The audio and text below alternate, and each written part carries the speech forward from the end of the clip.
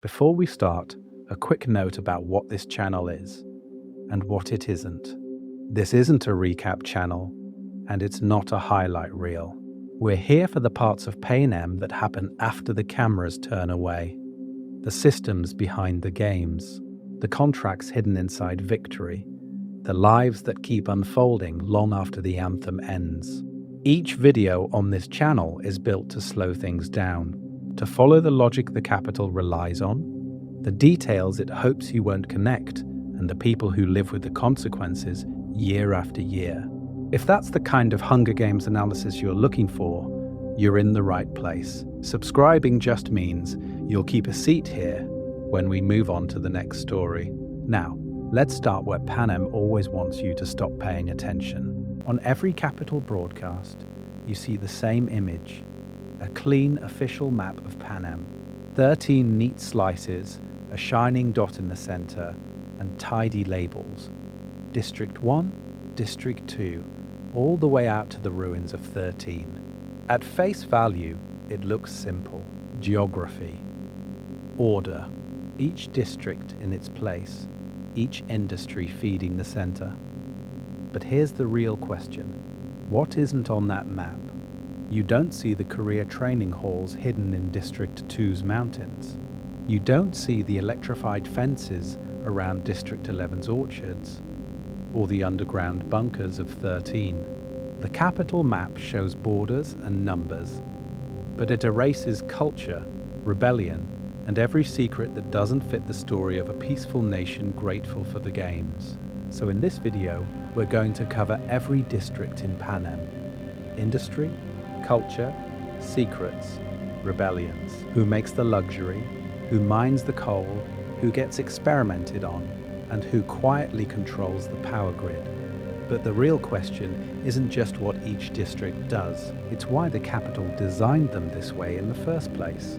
If districts are just work zones, why does District 1 produce luxury goods, while District 12 starves? Why are some children raised as near-professional killers, volunteering for the games, while others are whipped for stealing a handful of grain?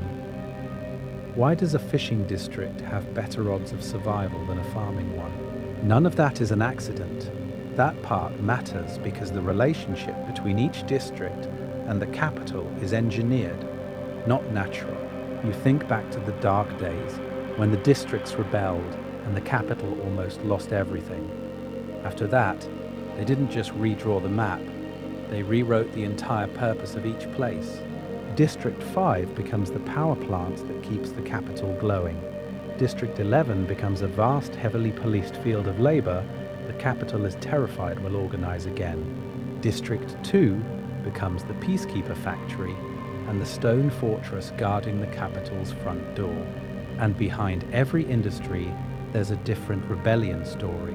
District 4's fishing fleet turns into smuggling routes and secret meetings at sea. District 5 uses its own power infrastructure against the Capitol. District 13 trades personal freedom for a rigid schedule system, surviving underground long enough to plan a second war. Even the Capitol's greatest lie, that 13 was a smoking crater, is just more cartography as propaganda. There is a lot to uncover here. The map says District 1, luxury.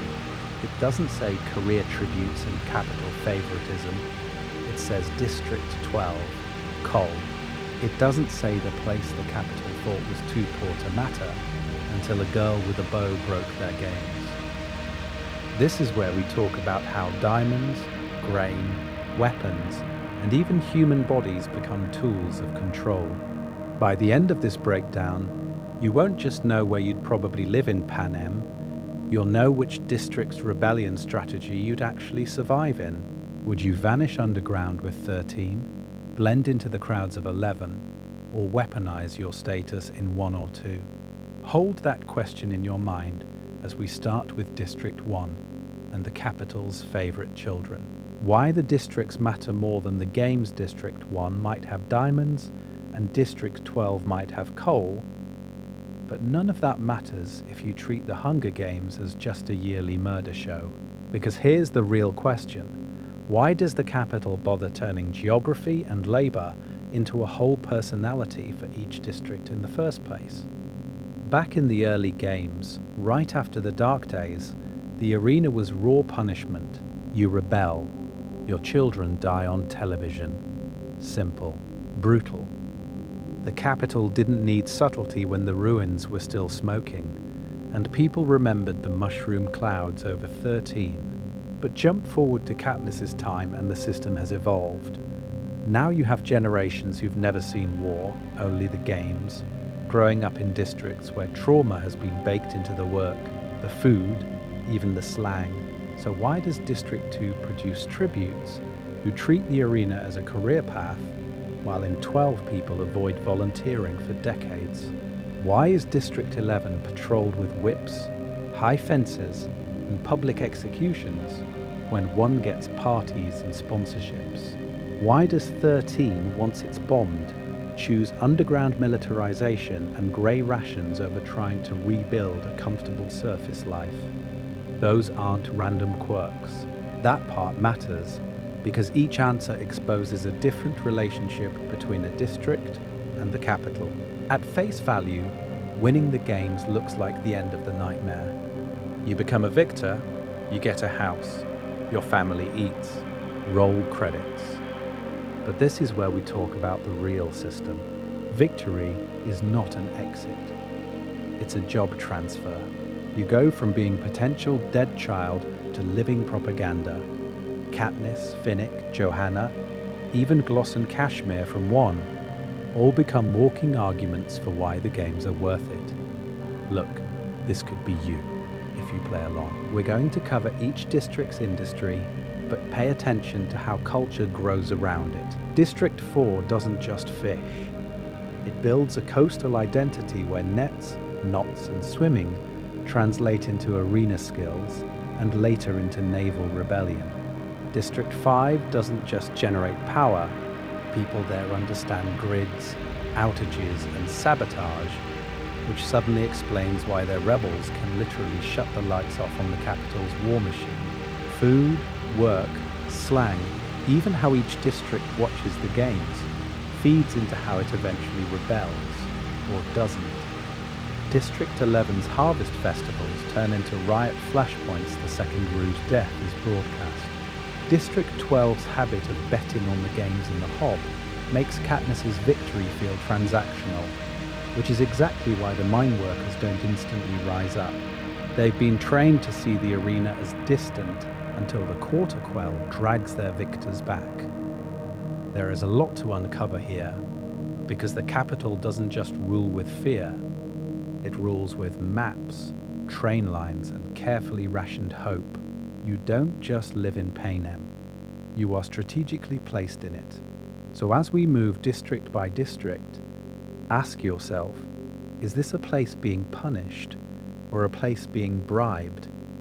And when the rebellion finally comes, who's already been preparing for war and who's been taught to cheer for the games instead? Our lens on Panem. Beyond Katniss's tunnel vision, so here's the twist, most people miss. The districts aren't just poor in different ways, they're poor on purpose in different ways. Panem isn't a random patchwork where one district just happens to do lumber and another just happens to do power.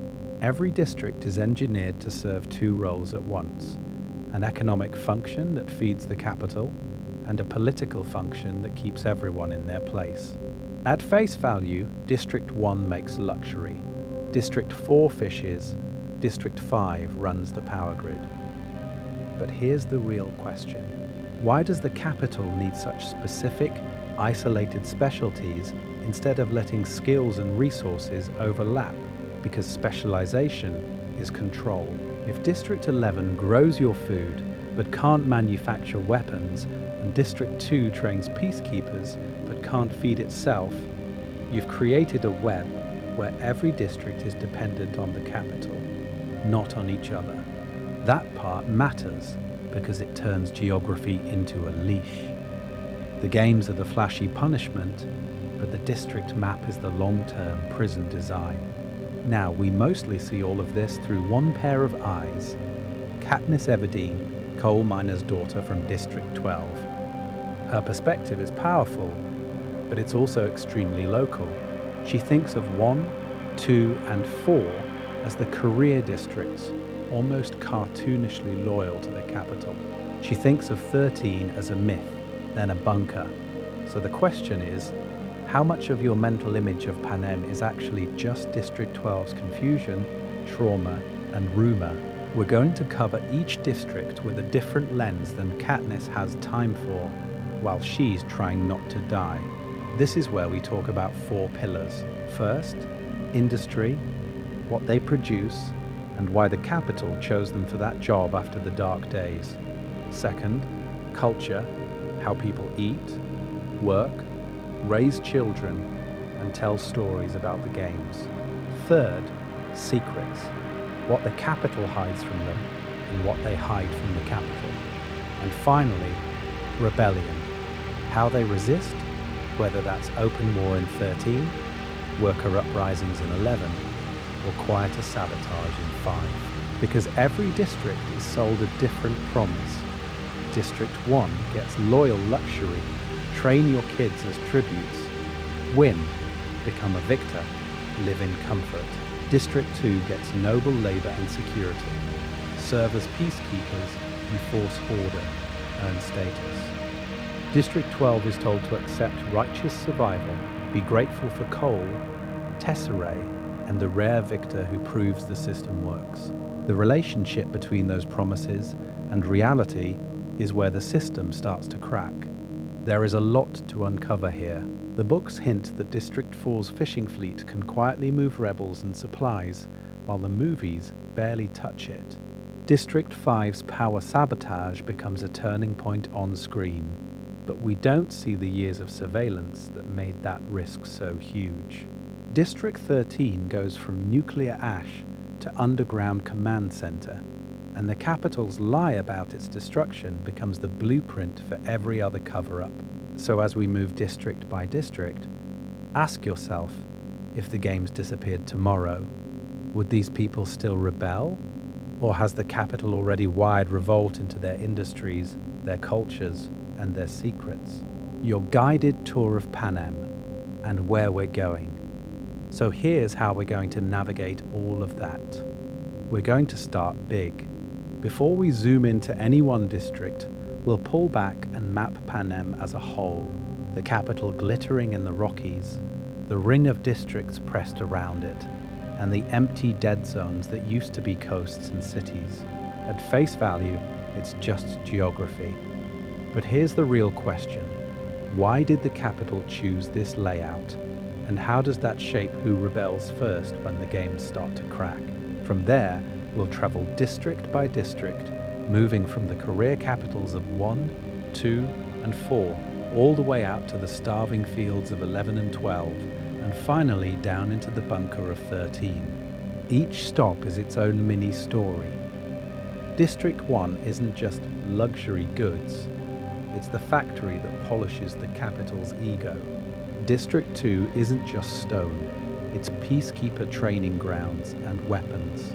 That part matters because the relationship between what a district produces and how it fights back is never accidental. For every district, we'll anchor you with one face and one flashpoint.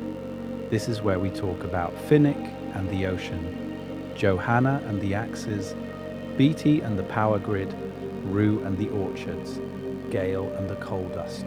One iconic character, one defining rebellion moment or secret that reveals what their home was really capable of, was their district built to serve or quietly engineered to snap. We'll also hold up the capital's version of each place and compare it to the ground truth.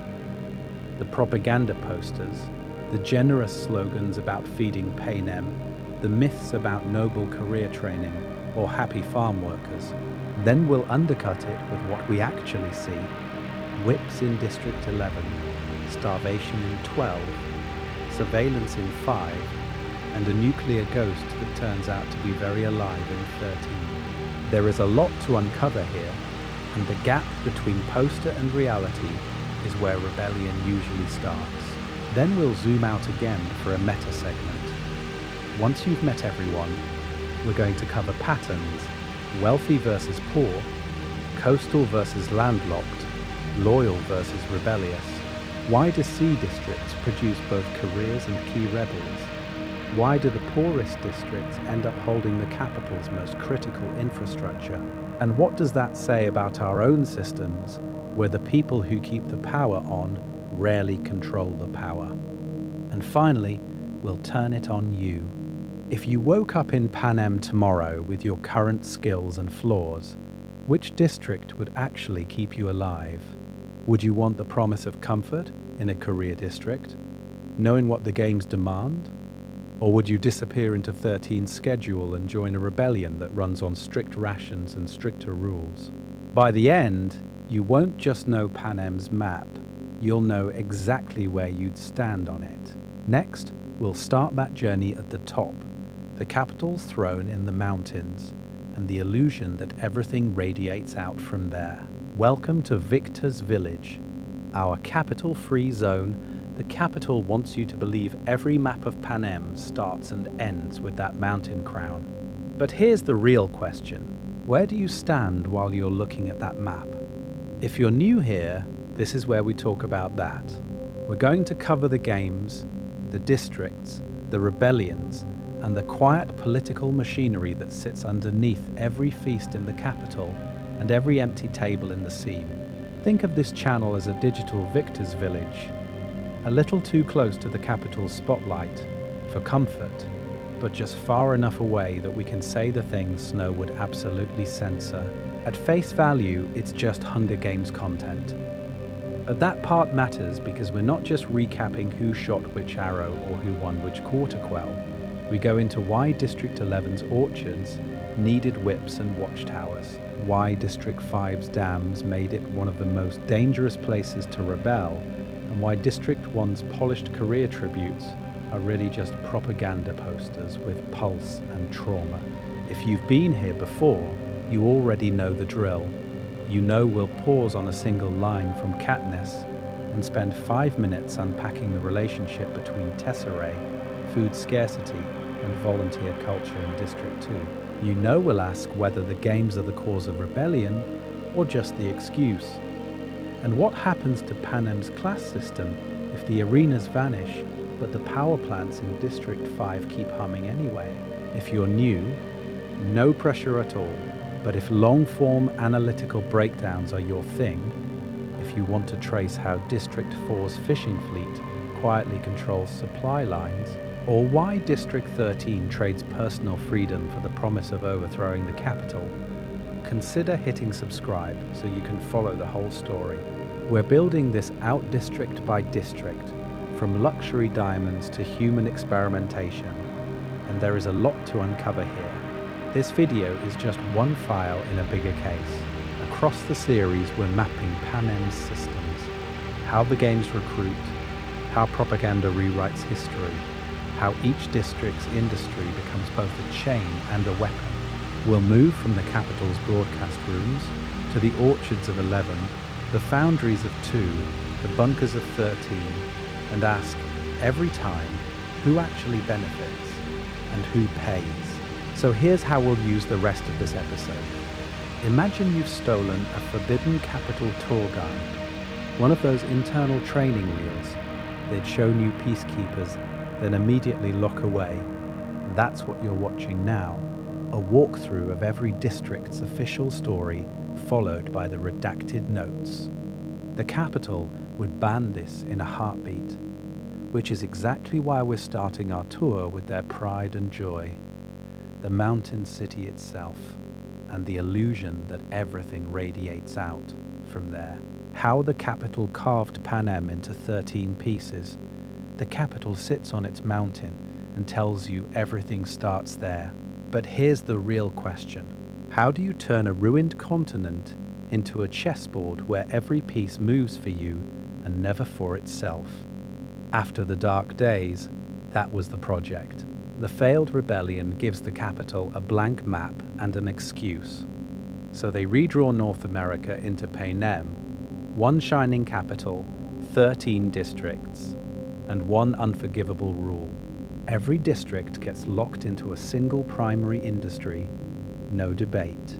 No diversification. Your home becomes your job description. At face value, that sounds efficient.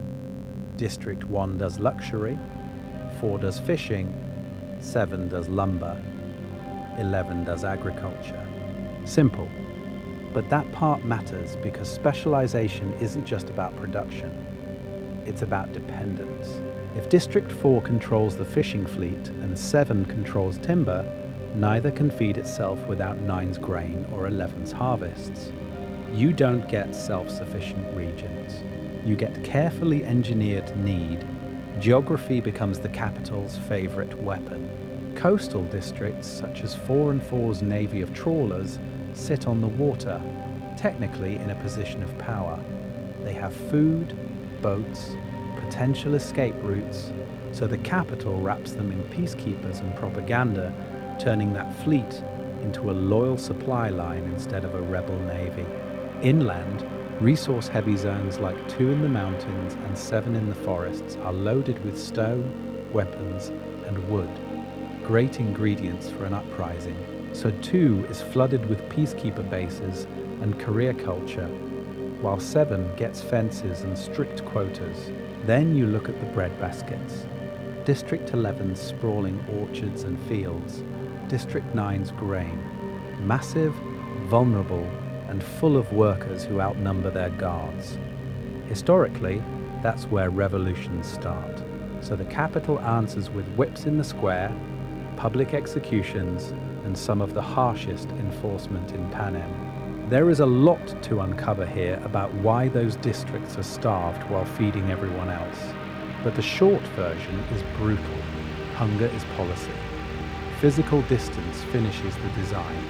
We're going to cover individual districts later, but for now notice the pattern. Fast trains that always run through the capital, never around it. Surveillance on the tracks. Peacekeeper garrisons positioned so districts see white uniforms more often than they see each other. You can travel to die in the games or to serve the capital, but not to visit your neighboring district and compare notes. This is where we talk about hierarchy. The closer you are to the capital, the more your economy produces beauty instead of bare survival. Districts 1 and 2 make luxury goods and weapons. They get better food, better housing, the illusion of a better relationship with power. Further out you get coal, crops, and human bodies breaking under quotas. The system promises hope through proximity. Maybe, if you're useful enough, your children become victors, or at least not starving. And hovering over all of this is a blank space. District 13, supposedly wiped off the map. The capital doesn't just destroy a district, it erases it from school lessons, from official maps, from casual conversation. If they can make an entire region disappear with a story about nuclear ruin, what else on this map is curated fiction? Because when we zoom in on the capital next, the question won't just be where it is, it'll be what it's hiding under its own streets, and whose absence made that possible. District 1, luxury, diamonds, and designer careers. If the capital can erase a whole district with a story, what do you do with a district you actually want everyone to see? You turn it into a showroom. District 1 is that glittering display case, the place that proves the system works if you're useful and beautiful enough. At face value, District 1 is simple. They make luxury. Jewelry, perfumes, designer clothes, polished crystals that end up hanging in capital ballrooms or draped around Snow's guests.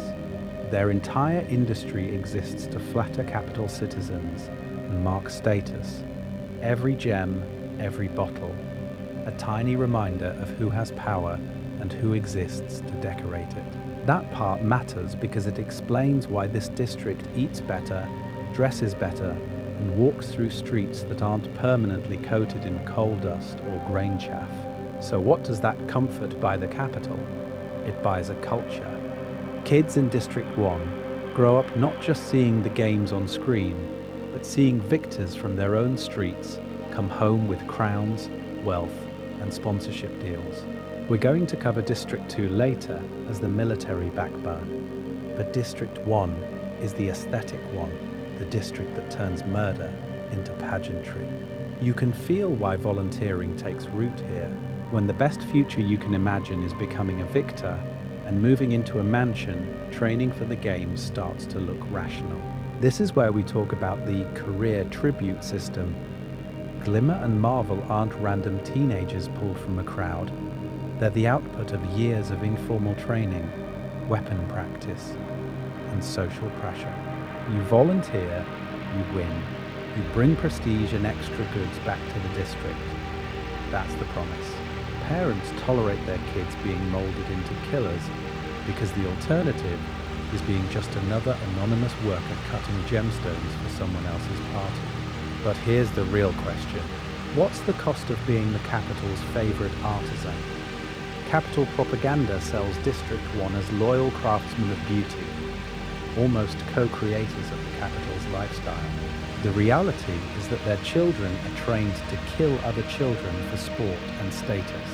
You're watching Glimmer preen over a bow, but under that is a whole district taught that the fastest way to security is to be entertainingly lethal. There is a lot to uncover here in terms of quiet dissent.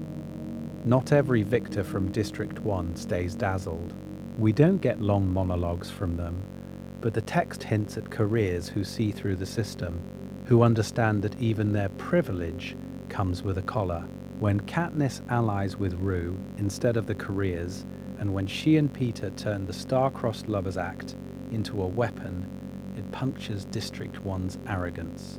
Suddenly, being well-fed and well-armed doesn't guarantee control of the narrative. By the time we reach the Quarter Quell, you can feel the shift. Some District 1 tributes enter that arena already aware they're being used as disposable symbols of loyalty. A few later side with the rebellion, proving that wealth slowed their anger, but didn't erase it. So the question hangs over every diamond they cut. Is District 1 truly loyal or just bought off, for now, by the capital's luxury economy? And when we move into District 2, we'll see what happens when the capital's favorites aren't just polishing its image, but enforcing it at gunpoint. District 2, Stone Soldiers, and the capital's guard Dog District 2 is where the capital stops smiling and starts sharpening knives. If District 1 is polishing the capital's image, District 2 is holding the gun to your head to make sure you applaud. At face value, it's simple. Stone, quarries carved into the mountains, masonry, the proud builders of Panem's monuments. You picture clean-cut workers hauling marble for Snow's mansion, and on paper, that's the story. But here's the real question. Why does the capital trust this one district with its walls, its weapons, and eventually its war? Because the rock is just the cover. Under those mountains is the nut, the secret heart of the capital's military machine. This is where we're going to cover the part the propaganda never mentions. Peacekeeper barracks, weapons manufacturing, training grounds. If a baton cracks a skull in District 11, there's a good chance it was forged in District 2. If a peacekeeper marches into District 12, odds are they learned to shoot in those underground halls. So what kind of culture grows in the shadow of that? Discipline. Pride, career training turned all the way up. Kids in 2 don't just dream of winning the games. They're raised to treat the arena as an entrance exam. Cato and Clove are the perfect exports. Lethal, confident, absolutely convinced that the capital system is their path to glory. You're not just surviving here, you're auditioning to be the capital's favorite weapon. That part matters because the capital knows exactly how to buy that loyalty. Better food, better housing, a status just below the capital itself. You get full plates while District 12 starves, real stone houses while District 11 sleeps under watchtowers. The relationship is transactional and brutal. In exchange for comfort and the promise of advancement, District 2 supplies peacekeepers and enforcers. So are they victims of the system or collaborators? The answer is uncomfortable. It's both. You see that tension explode in the rebellion. When the rebels target the nut, they're not just hitting a military base, they're threatening to bury an entire workforce alive. Peacekeepers, yes, but also cooks, techs, families. The question becomes horrifyingly specific. Do you seal the entrances and kill everyone to break the capital's back, or do you risk letting its soldiers escape? Gale wants to bomb it shut. Katniss hesitates, and District 2 itself is split between those who've benefited from the capital's favor and those who've only ever seen the underside of the boot. There is a lot to uncover here, because when the nut finally falls and the civilians are given a choice, you watch a district built as a sword and shield try to reinvent itself overnight. Some peacekeepers defect, some cling to the old order, and the capital loses its guard dog. So here's the question that hangs over District 2 long after the dust settles. When you've spent generations enforcing someone else's games, what happens when you finally turn that sword around and realize you might be the next one on the edge of it? And if District 2 is the blade, what does that make the districts that learn to fight with nothing but hunger and hope? District 4, Ocean Empire and Smiling Saboteurs. If District 2 is the blade, District 4 is the smile holding the knife behind its back. On paper, this coastal district is simple. Fish, nets, salt. District 4 hauls in the ocean's protein, processes it, and ships it straight to the capital's tables. At face value, that's a straightforward relationship. They feed the nation, the capital rewards them with better rations and a prettier shoreline. But here's the real question. What happens when the district that controls your seafood supply quietly decides you don't get seconds anymore? Because the capital doesn't just enjoy District 4's fish, it depends on it. Protein from the ocean fills gaps that inland districts can't cover, especially for the capital's upper class. That part matters, because in a system built on scarcity, whoever controls one of the few steady food pipelines holds a kind of soft weapon. You don't have to bomb a train if you can delay a fleet. Culturally, District 4 is technically a career district, but it isn't 1 or 2's brutal gladiator factory. This is where we talk about charisma as a combat skill. Their tributes are swimmers, sailors, net throwers. They're agile, sun-browned, charming on camera. Finnick Odair is the perfect example.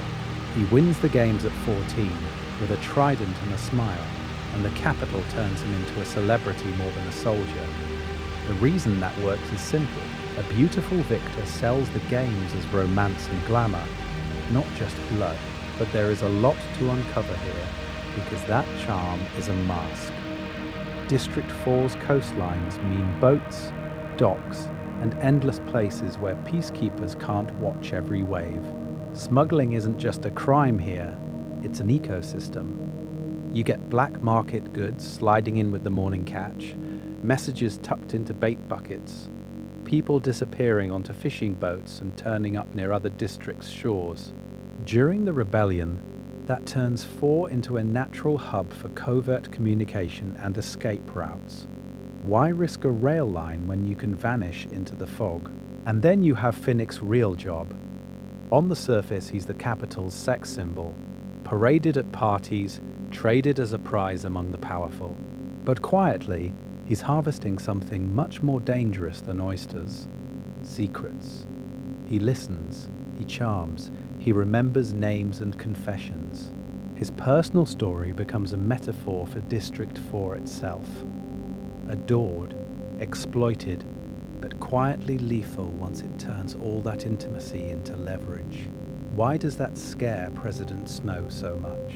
Because the games taught Finnick to perform, and he uses that performance to dismantle the people who paid for it. So when the quarter quell hits and District 4 openly revolts, it's not a surprise. It's a reveal. Mags volunteers. Finnick allies with Katniss. Their people sabotage nets, sink ships, turn tridents and harpoons against capital forces. The very skills the capital cultivated for spectacle become tools of war. And if the ocean can turn on its master, what does that mean for the districts that control the land itself? From careers to coal dust, crossing Panem's class line. If the ocean can turn on its master, what happens when you cross the shoreline and hit the dirt? Because once you step off that glittering career belt of Districts 1, 2, and 4, the entire meaning of the games changes. On paper, every district has the same rule: 2 tributes, 1 victor, 1 chance at survival. But here's the real question. Why does that same arena feel like a prize in some places and a death sentence in others? That part matters because it tells you how the capital engineered not just fear, but class.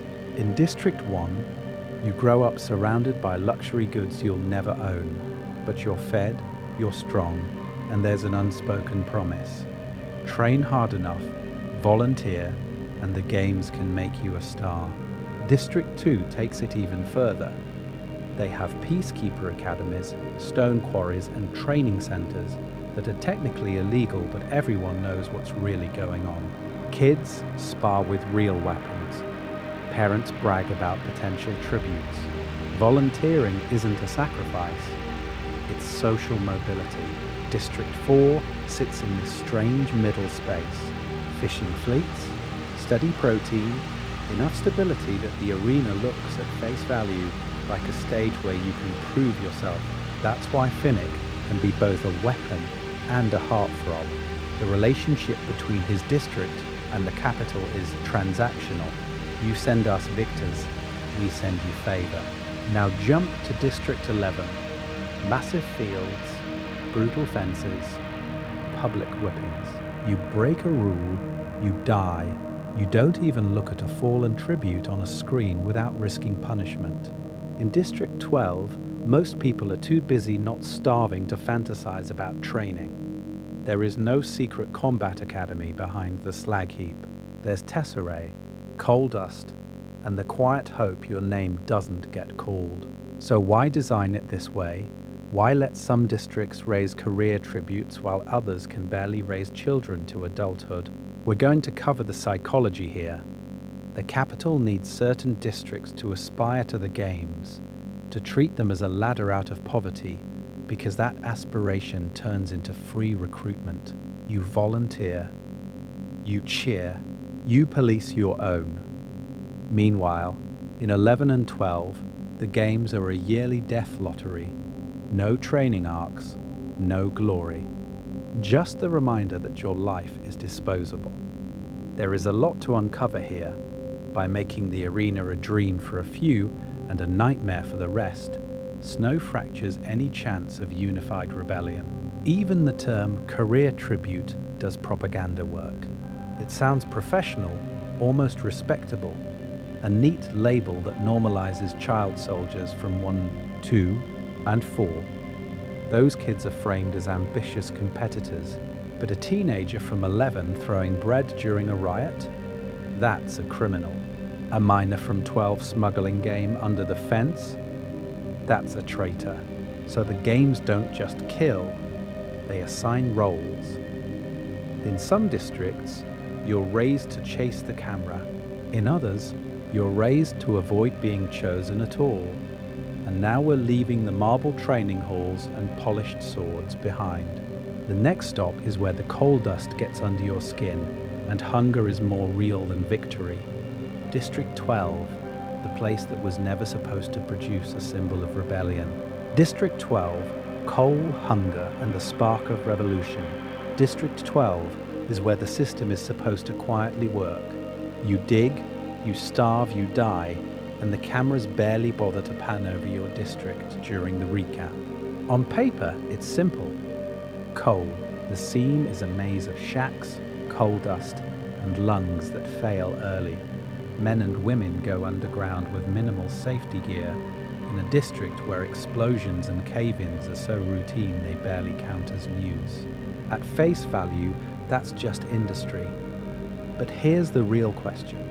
Why does the capital keep a dead-end resource district on life support instead of modernizing it out of existence?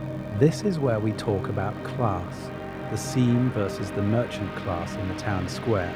You can see the divide in skin tone, in hair, in who can afford shoes that are not falling apart.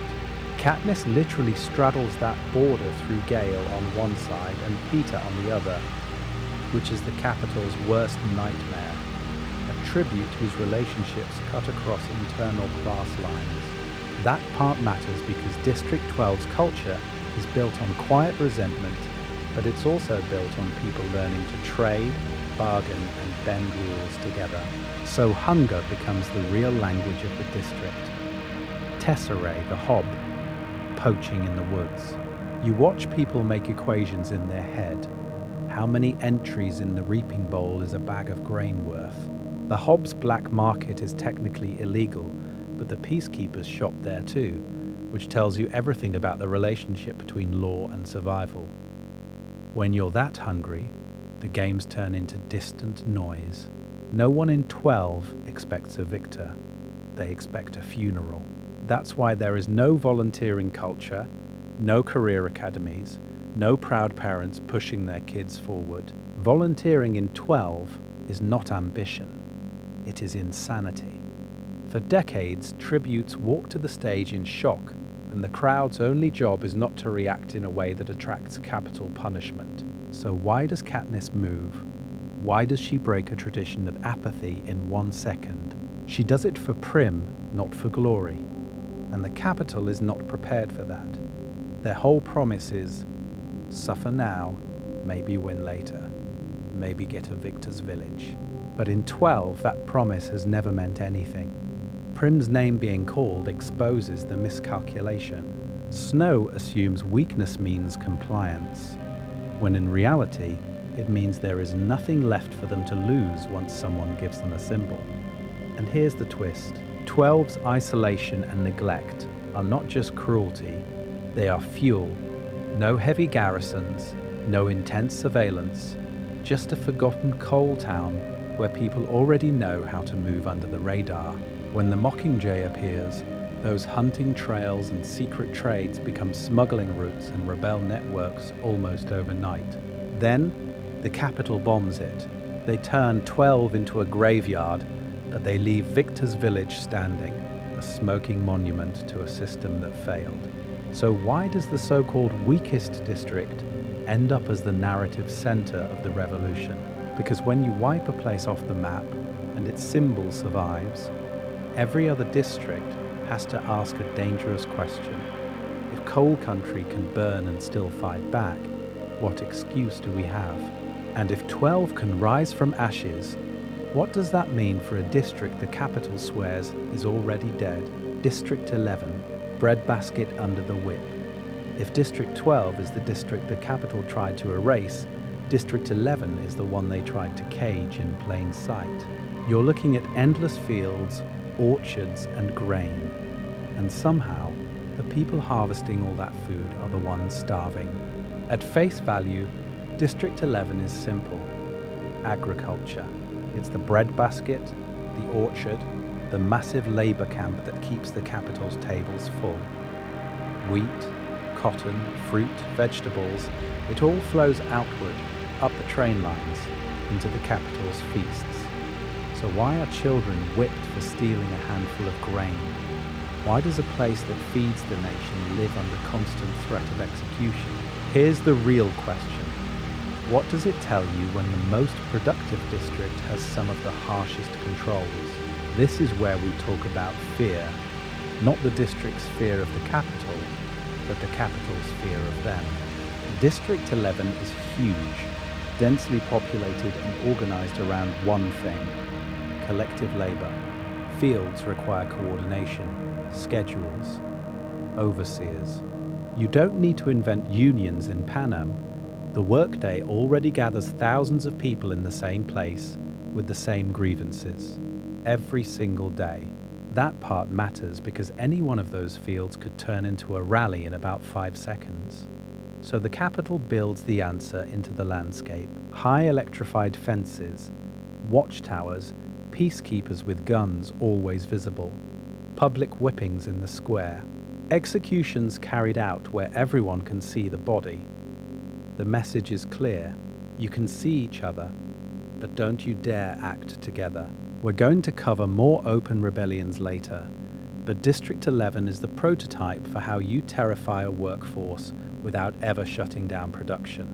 Then Rue and Thresh crack that image open. Through Rue, you see music as survival, 4-note songs to signal the end of a shift, mockingjays carrying melodies across fields the way news and hope travel under the radar. Through Thresh, you see an unspoken code of justice. He spares Katniss because a debt was paid. No speeches. Just an internal law that's older than the games. So when Rue dies and Katniss honors her with flowers, you're not just watching grief, you're watching a culture recognize itself on screen. And that's the spark, bread thrown from the crowd, the 3-finger salute, and then eruption. The movie shows District 11 rioting immediately, which compresses the timeline but nails the point. Even the most heavily controlled district can explode if someone gives them a symbol and a script for their anger. The relationship between spectacle and rebellion flips. The games stop being a warning and start being a broadcast opportunity. There is a lot to uncover here in terms of racial coding too. District 11's population is overwhelmingly black and brown, working sun up to sundown in fields under armed white peacekeepers. It's not subtle. Collins is pulling on histories of plantation labor, sharecropping, and state violence. Their oppression isn't just economic, it's racialized surveillance, collective punishment, and erasure.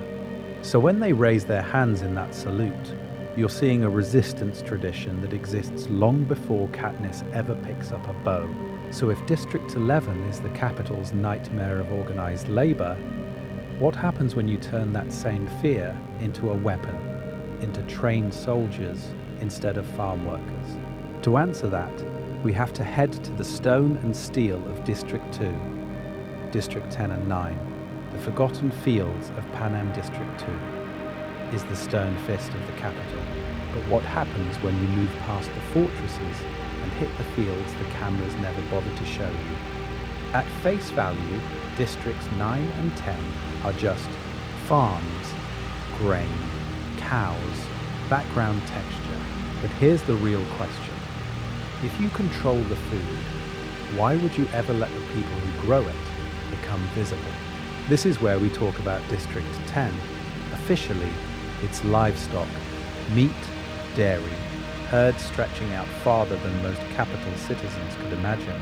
It sits in a strange place in the hierarchy, somewhere between District 11's raw agriculture and District 2's strategic resources. You can't run an army without protein. You also can't throw a victory tour feast without steaks and cream sauces. That part matters because it means 10 is quietly essential to both Snow's war machine and his parties. So why don't we know their victors? Why don't we see their streets? The relationship is there in the background. You catch glimpses of a limping District 10 tribute in the first games. You hear about cattle brands and fences, but never a full picture. That absence is not an accident. The capital turns 10 into a faceless barn, not a district full of workers who might realize how much power they hold. Now shift to District 9, and the story gets even more invisible. Grain production, fields of wheat and corn that literally become bread for the capital and rations for other districts. If 11 is picking fruit, 9 is running the industrial side of food. Mills, silos, automated harvesters. You see their tributes for seconds in the games, usually dying in the bloodbath, and then they're gone. So why erase the people who keep everyone fed? There is a lot to uncover here. The capital wants you to believe food is effortless, that it appears at banquets by magic. If you show the long hours in 9's processing plants, the dangerous machinery chewing through grain, and occasionally workers, the kids sleeping in shifts to keep conveyor belts moving, you'd expose how fragile that promise of abundance really is. And in 10, you can imagine the same thing. Workers riding herd in all weather, slaughterhouses with line speeds pushed past safety, peacekeepers watching the loading docks where meat shipments leave for the capital. During the Second Rebellion, where is the perfect place to sabotage the system without any cameras catching you? Right there. Contaminated shipments, accidental fires in storage barns, grain quietly diverted from capital trains to hidden rebel caches. We're going to cover open uprisings in other districts, but food-based rebellion is quieter, slower, and arguably more terrifying. Capital propaganda solves this problem in a simple way. Don't show them. If District 11's public whipping forces an on-screen eruption, then 9 and 10's punishments happen off-screen, away from capital audiences. In fields and slaughterhouses, no one ever televises. You still get the games, you still get tributes from those districts, but they're interchangeable, forgettable, reduced to a number and a quick death. So if 11 can erupt on camera, what did 9 and 10's rebellions look like when no one was watching? How many empty bread carts? How many spoiled shipments? How many peacekeepers quietly poisoned before the capital realized food itself had turned against them? And if the forgotten fields can revolt with grain and cattle, what happens when you move to a district that controls something even more volatile than food? Raw power itself. District 7, lumber, axes, and guerrilla warfare food can rot quietly. Power can flicker and fail. But what do you do with a district where the entire landscape is a weapon waiting to happen? This is where we talk about District 7.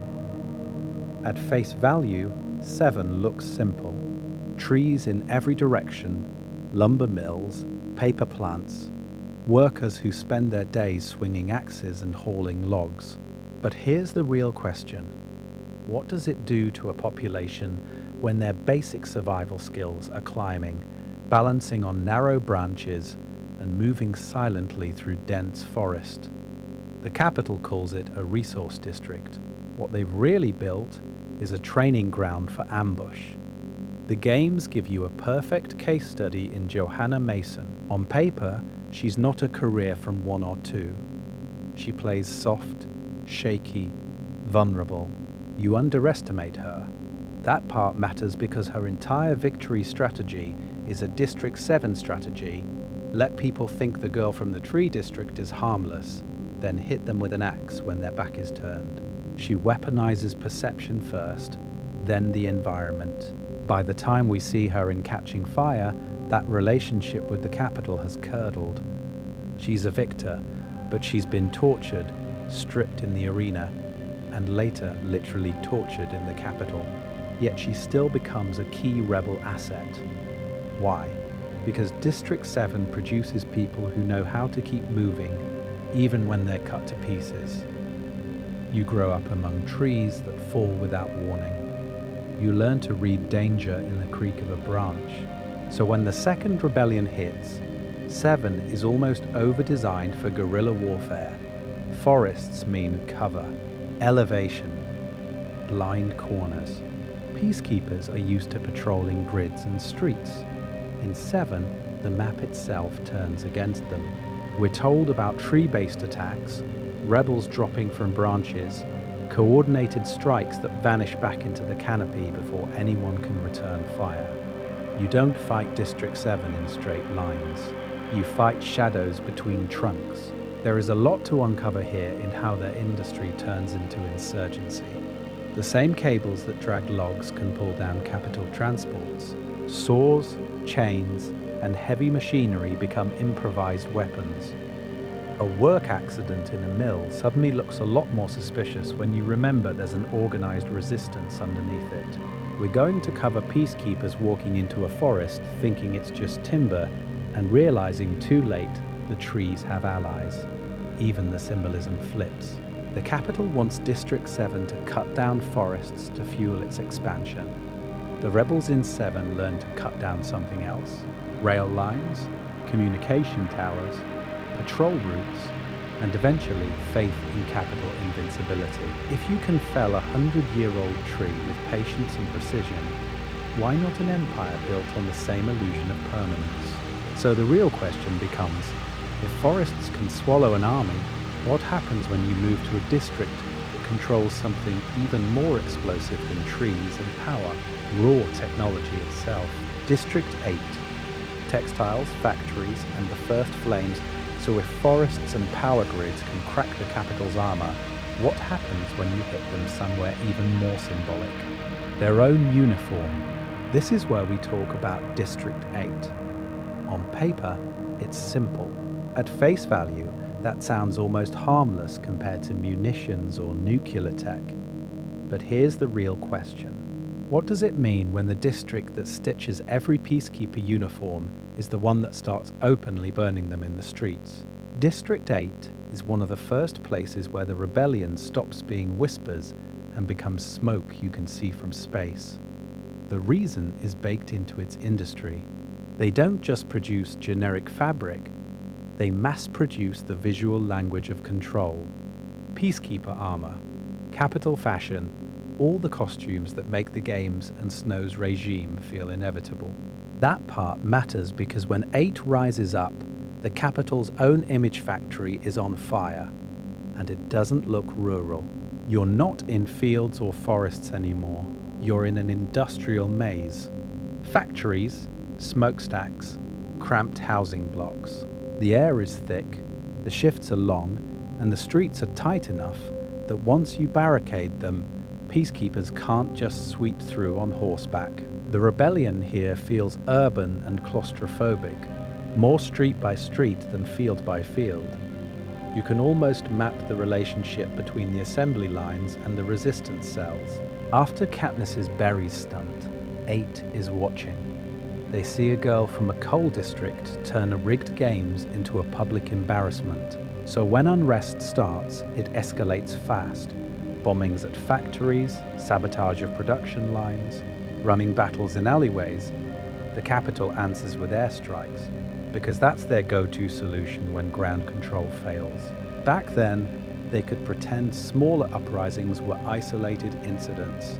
So why the change with 8? Because they can't hide this one. You have burning warehouses that once shipped peacekeeper gear, you have whole blocks leveled, and you have survivors who know exactly who ordered the bombing. By the time we reach Mockingjay, the district is already scarred, which sets the stage for one of the most important sequences in the entire war, the hospital. We're going to cover that scene as more than just a tragic moment. Katniss walks into a packed, makeshift hospital full of wounded workers, children and old factory hands. They don't see a celebrity. They see proof that their defiance reached someone the capital can't fully control. They chant her name, they call her the Mockingjay, and you can feel the promise they're putting on her shoulders. Hope, but weaponized. And then the sirens start. Pattern interrupt. The capital doesn't just bomb the factories, they bomb the hospital while Katniss is still there, on camera. Strategically, it's pointless overkill. Propaganda-wise, it's a disaster. Her fire as catch-and speech over the wreckage becomes the clip every district replays. The question stops being, is the capital cruel? And becomes, how do we not fight this? District 8's rebellion turns into a live broadcast the capital can't fully edit. Once the uniform makers revolt on camera, every other district is watching, and the war stops being theoretical. And if 8 is what happens when you attack the capital's image, what happens when you go after its weapons directly? That's where we head next. District 6, transport addiction and quiet sabotage. If District 8 attacks the capital's image, District 6 goes after something even more fragile, the tracks. On paper, District 6 is simple. Transportation, trains, hovercraft maintenance, vehicles, fuel logistics. At face value, it's the district that makes sure your coal from 12, your textiles from 8, your luxury from 1 all arrive in the capital on time. But here's the real question. What happens when the people who run the arteries of an empire decide to start clogging them? The capital's relationship with 6 is strangely distant. You don't hear about lavish rewards or proud career tributes. You hear about schedules, shifts, accidents, long hours in rail yards that never sleep. There is a lot to uncover here because this is the kind of district the capital assumes will never rebel. It's too busy keeping everything else moving. That part matters because when you're invisible, you're also underestimated. We're going to cover the addiction piece because it's not a random detail.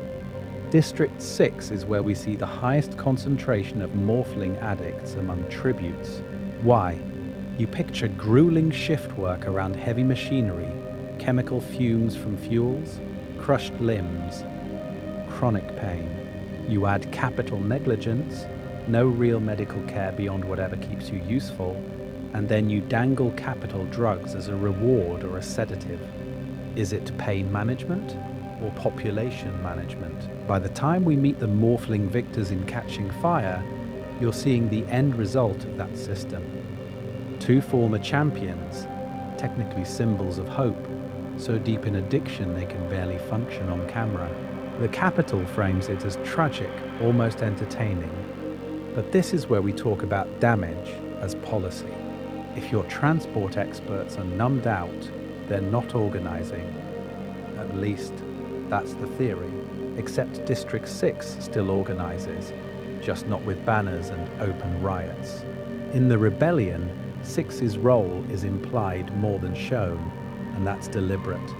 They know the timetables, the choke points, the backup routes. A single malfunction on a key line, and food shipments to a loyal district arrive a week late. A mislabeled crate, and weapons meant for peacekeepers vanish into the wrong hands. How many of those delays are really accidents? The female morphling who saves Peter in the Quarter Quell is the perfect symbol of this quiet sabotage. She's written off as useless, but when it counts, she moves with precision. She doesn't charge the careers in a blaze of glory. She melts into the jungle, uses the arena's chaos as cover, and literally throws her body between Peter and a monkey mutt. It's a small action that changes the entire war. Not every rebellion looks like District 13's missiles.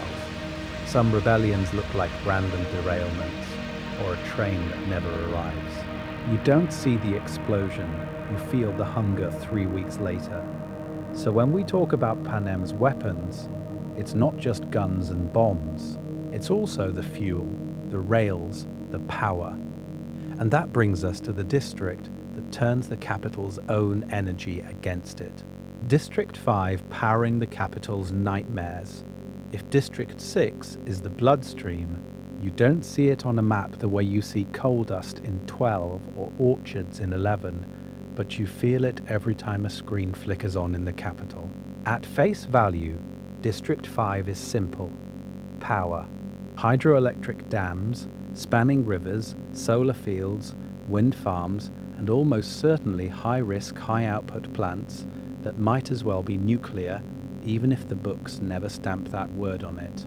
This is the district that keeps the force fields humming, the trains running, and the Hunger Games arenas wired for maximum spectacle. No District 5, no flickering mutations, no live death count, no Caesar Flickerman grinning under perfect studio lights. But here's the real question. If one district holds the on-off switch for the entire nation, why hasn't it already burned the capital down just by flipping a breaker? The answer is control. District 5 is treated less like a district and more like a live bomb the capital has to sit on. Peacekeepers aren't just patrolling streets. They're stationed inside plants, on dam catwalks, at every substation. You get the sense that every turbine has a gun next to it. This is where we talk about surveillance. District 5 workers handle grids, relays, and code. So the capital meets that technical knowledge with cameras, biometric checkpoints, and the threat of collective punishment. One blown fuse that isn't on the schedule, suddenly rations disappear, curfews tighten, and public floggings remind everyone that accidents have a body count. That part matters because it tells you the capital understands the relationship between power and rebellion better than anyone. So when the second rebellion starts, what does District 5 actually do? They don't march on the capital with pitchforks.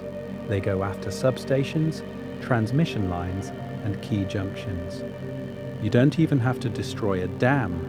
You just have to misroute the flow so the capital's lights dip at the wrong moment, or an arena force field shorts out. We're going to cover glamorous victors and heroic charges elsewhere, but some of the most devastating moves are just blackouts. Think about the female tribute from 5 in Catching Fire. She's barely named, barely framed as important, but she volunteers to carry BT's wire, runs straight for the force field, and dies in that blinding flash when the circuit completes. On paper, it's a suicide run. In practice, it's District 5 in a single moment. Technical precision, obedience to the plan, and a willingness to trade one life for a nationwide power reset. Her death isn't random. It's a worker who understands current, grounding herself in the most literal way possible to bring the arena down. The capital wants you to see a pointless sacrifice. The rebellion sees a district that knows exactly where to touch the system to make it fail. So here's the question that should haunt any spectacle-based dictatorship. What happens when the screens go black? When the games can't be broadcast? When snow can't appear on cue? When the capital's neon promise of safety and order flickers and dies? And more importantly, which district is ready to step into that darkness first? District 3. Wires, hackers, and weaponized genius.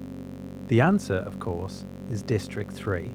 On paper, they're the people who make the screens, the cameras, the peacekeeper helmets. At face value, District 3 is just the electronics factory floor of Panem, rows of workers soldering circuit boards so the games can beam into every home. But here's the real question. What happens when the people who build the system start quietly testing how to break it? This is where we talk about BT and Waris, because they're the most public proof of what 3 really is. To the capital, they're eccentric victors with nervous tics and strange talents. To anyone paying attention, they're weaponized pattern recognition. BT doesn't just invent traps. He understands how power flows, how signals move, how to turn a single wire into a noose for a dictator. Waris doesn't just mutter tick-tock for drama. She's reading the arena as a clocked mechanism. She sees the code under the spectacle. That part matters because their skills don't come out of nowhere. They're products of a district trained to see systems. District 3 manufactures the cameras that track tributes, the screens that broadcast Snow's speeches, the microelectronics that probably sit inside peacekeeper guns and hovercraft. You're told they're obedient tech workers, grateful for the honor of serving the capital's infrastructure. But what's the one thing you can't really hide from an engineer? How the machine actually works. So when the rebellion ramps up, Coin doesn't just need soldiers from 2 or explosives from 13. She needs 3. Why? Because revolutions in Panem aren't won by storming the palace first. They're won by cutting the feed. We're going to cover District 2's physical war later, but District 3 is already fighting a different kind of battle. Jamming capital communications, hijacking broadcasts, spoofing orders to peacekeeper units so they're in the wrong place at the wrong time. Think about the arena in Catching Fire. BT's plan to run a wire from the lightning tree to the force field isn't just a cool stunt. It's a thesis statement. He's using the capital's own power source against the capital's own shield, turning their closed system into a self-destruct button. You can almost imagine what that looks like on a larger scale. reprogrammed pods in the capital streets, security doors that open at the wrong moment, surveillance grids that suddenly forget. There is a lot to uncover here about image versus reality. Capital propaganda paints 3 as a success story of specialization, a district rewarded for its cleverness, full of shiny gadgets and high-tech toys. The relationship the capital wants is simple. You build, we rule. But the real relationship is much scarier for Snow. These are the people who know where every cable runs, which satellites carry which signals, and how long the backup generators will last. So when the screens finally do go black, it's not an accident. It's a message from District 3 that knowledge, not just weapons, wins wars. And if one district can turn the game's technology inside out, what happens when another starts turning the capital's defenses into open doors? District 13. The district that refused to die, District 3, can turn the lights off. District 13, they can turn the whole country off. At face value, you grew up in Panem believing District 13 is a crater, ash, ruins, a cautionary tale the capital points to whenever a district gets ideas. But here's the real question. If 13 was truly obliterated, why keep talking about it for 75 years? Why keep replaying the same grainy footage, the same mushroom cloud, over and over again? Because that footage is a threat and a negotiation. There is a lot to uncover here. Officially, District 13 was graphite. In reality, its true industry was nuclear technology, weapons development, and military command. You don't just bomb that out of existence without asking a terrifying question: what happens if their silos go up with yours? During the dark days, 13 and the capital reach an unspoken deal. 13 goes underground, literally, trading visibility for survival. The capital keeps its victory narrative. 13 keeps its nukes. So you end up with a ghost district that isn't dead at all. It's just buried. This is where we talk about culture, because the industry shapes everything. When your entire district is a bunker sitting on nuclear stockpiles, you don't get lazy afternoons and open markets. You get strict schedules printed on your wrist, communal meals at exact times, shared dorms, limited personal possessions. Every hour of your day is accounted for, not because someone hates fun, but because the leadership has decided survival and war planning are the only priorities that matter. You think back to the scene in District 12 where people slip into the woods, trade on the black market, find tiny cracks in the system. In 13, there are no cracks. The system is the air you breathe. The promise is safety and a path to overthrow the capital. The price is that your life stops being yours. And that brings us to President Coin. On paper, she's the anti-Snow. Grey hair, no roses, no velvet parties. But here's the real question: how different are her methods really? We're going to cover propaganda because Coin uses it as fluently as any capital stylist. She turns the Mockingjay into a brand. She scripts propos, stages ruins, dresses Katniss in armor the same way Snow dressed her in fire. Same symbol, different network. That part matters because Katniss becomes the arena again. The games are now media wars between Snow and Coin, each trying to weaponize one traumatized girl to pull an entire country's emotions in their direction. Hope, fear, revenge. Those are ratings. So is District 13 freedom? Or just a different cage with better politics? You get the right to rebel, but not the right to skip your 6 o'clock weapons drill. You escape the capital's spectacle only to live inside Coin's long-term war plan. And when a district that rigid finally steps onto the surface and starts coordinating open revolt, the relationship between Liberator and new capital gets very complicated very fast. Because if 13 can survive being erased once, what happens when it wins? Propaganda versus reality. how the capital brands its districts. If District 13 can be bombed off the map and then reintroduced as a disciplined underground miracle, what does that tell you about power in Panem? It's not just about guns or hovercraft, it's about stories. This is where we talk about how the capital turns entire districts into brands. At face value, it sounds efficient. District 1 is luxury, 2 is masonry and peacekeepers, 4 is fishing, 11 is agriculture, 12 is coal. Simple, memorable, easy for a capital child to recite between bites of genetically engineered grapes. But here's the real question. What gets erased when your home is reduced to a single marketing word? On capital broadcasts, every district has its poster. You can almost see them. District 1, sparkling gemstones, smiling victors, perfect makeup under soft lighting. District 4, bronzed fishers hauling in nets under a golden sunrise. District 11, neat rows of crops with cheerful pickers, no whips in sight. District 12, a quaint coal town, sturdy and proud, soot framed as a noble badge instead of a health hazard. The promise is that everyone is happy in their assigned role, feeding the greater good. Then you step into the arena-adjacent reality the books and films show you, and the image shatters. District 11 isn't a wholesome farm.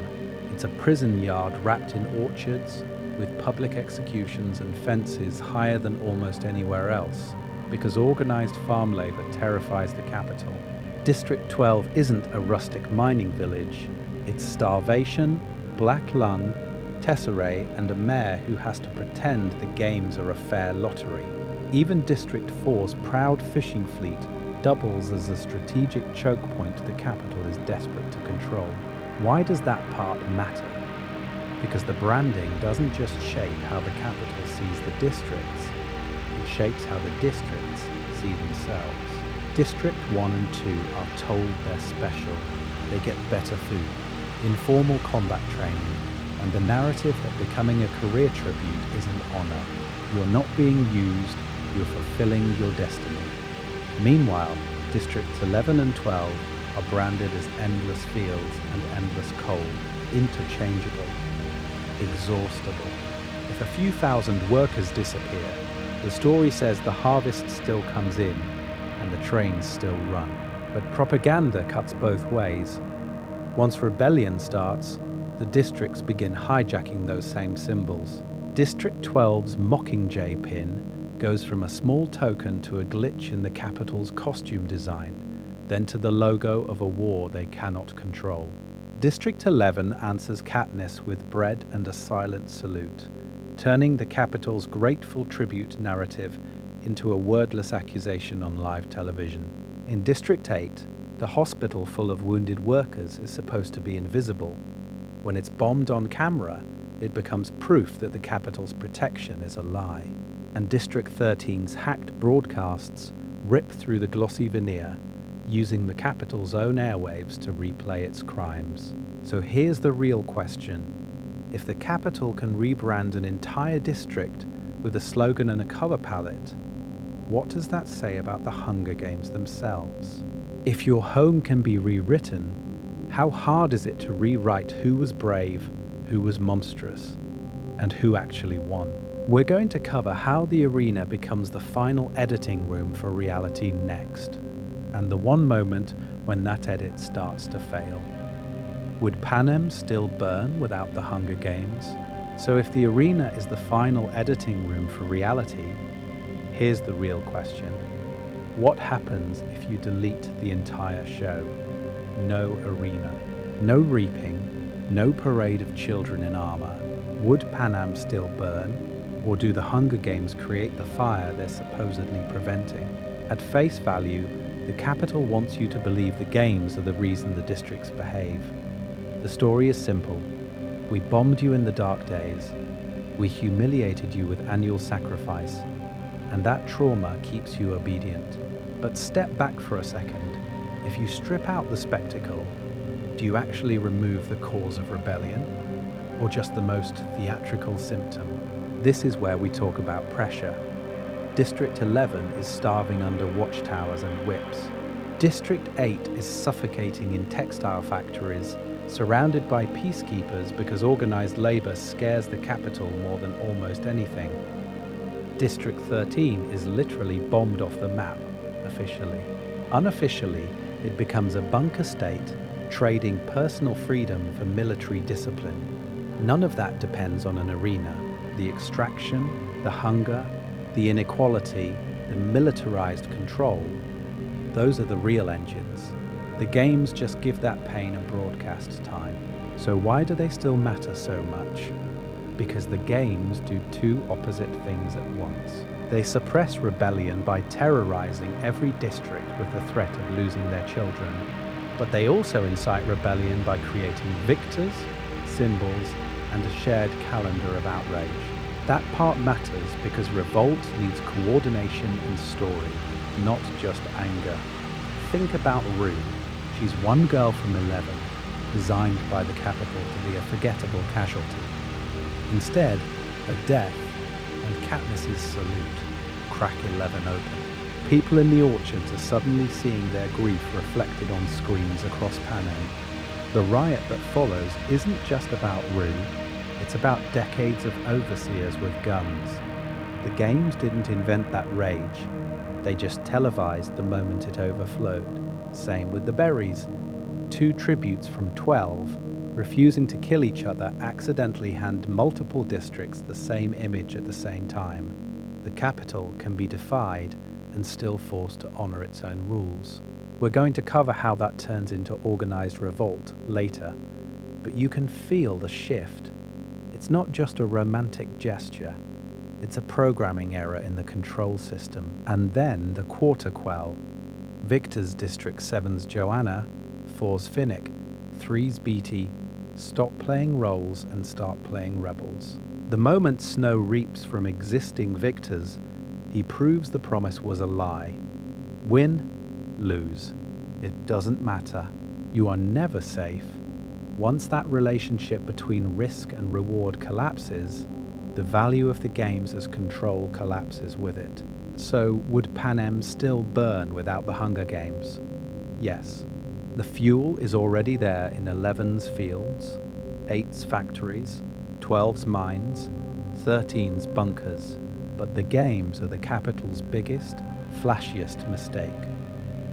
The spectacle that accidentally hands every district the same story of resistance, on the same day, every year. And once you give people a shared story, you can't always control who they decide the real victors are.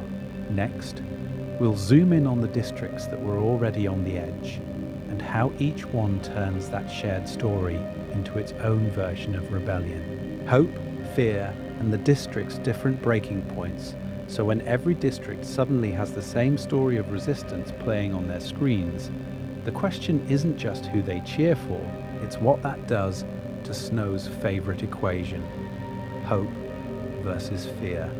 This is where we talk about that rooftop conversation between Snow and Seneca Crane. Snow spells it out. Too little hope and people give up.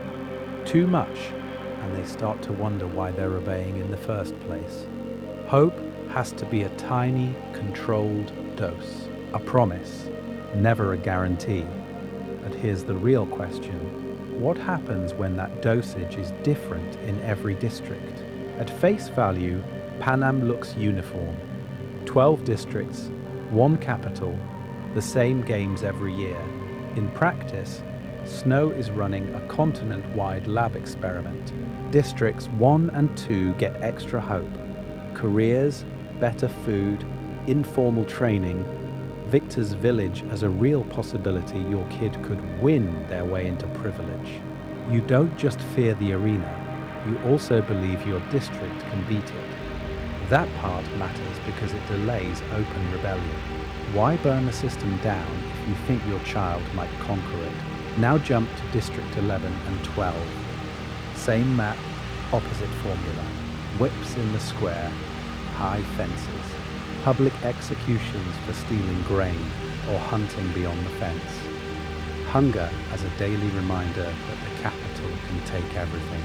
Their hope is survival to the next day, not a victor's crown.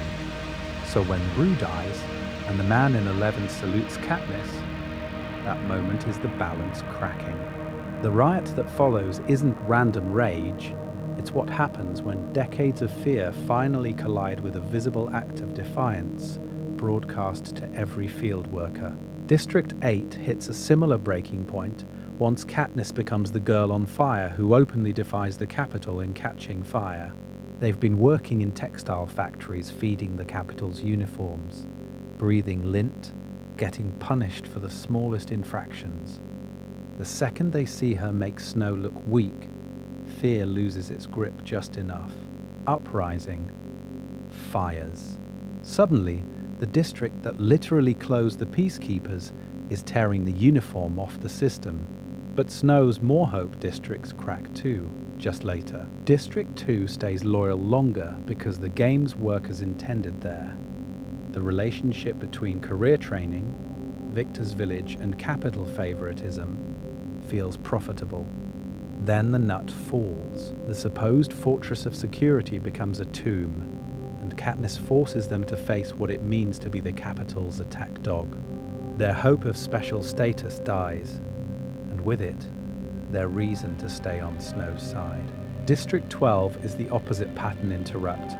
The Capitol doesn't just tighten control, it erases the district entirely. By bombing 12, Snow thinks he's proving fear is still the stronger tool. Instead, the survivors end up in 13, where hope takes a new, harsher form. Self-imposed discipline. Schedules on the arm, underground bunkers, no luxury, but a concrete path to fight back. So across the map, you can track every rebellion to one miscalculated adjustment of that hope-fear mix. Too much spectacle, not enough bread. Too much privilege, then sudden betrayal. We're going to cover how each district weaponizes its own breaking point, but the pattern is already clear. Once the lab subjects start rewriting the experiment, the Capitol's control was always a temporary illusion. How each district watches the games, and why it matters. Once the lab subjects start rewriting the experiment, you have to ask a very simple, very dangerous question. Who's still watching? Because in Panem, the games aren't just fought in the arena, they're fought in living rooms, town squares, and crowded factories, every time a screen flickers.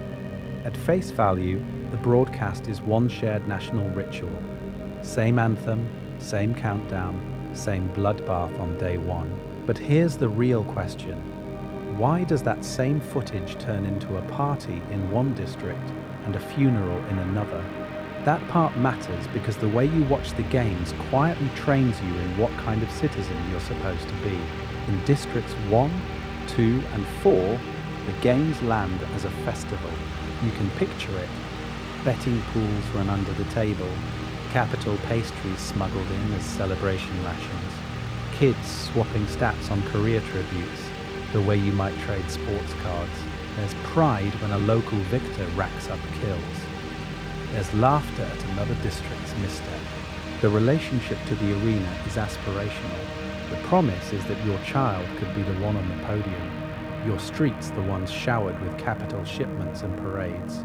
That festival energy does something insidious. It turns other children into obstacles, NPCs in your tribute's hero arc. When you've grown up watching your district's careers dominate the cornucopia, why would you see a scared 12-year-old from 11 as anything but a weak link? There is a lot to uncover here about how empathy gets edited out of the broadcast long before Caesar Flickerman ever goes live. Now jump to District 11 or 12, and the entire viewing culture inverts. This is where we talk about silence. In 11, under those high fences and watchtowers, you don't cheer at the screen when Rue appears. You hold your breath, you count the seconds she survives as stolen time from the Capitol. In 12, most adults watch by not watching at all, ducking into the woods, lingering in the mines, finding any excuse to miss the replays that keep rubbing their poverty and grief in their faces. So what happens to empathy here? It spikes. Every tribute from a poor district is someone's cousin, someone's coal partner, someone who once stood in the same breadline. When Katniss volunteers, the horror in the crowd isn't surprise at the games, it's recognition. They've seen this story before, and it never ends well. Rebels understand this split screen perfectly, which is why they weaponize the Capitol's own cameras. We're going to cover the big hijacks in more detail later, but notice the pattern.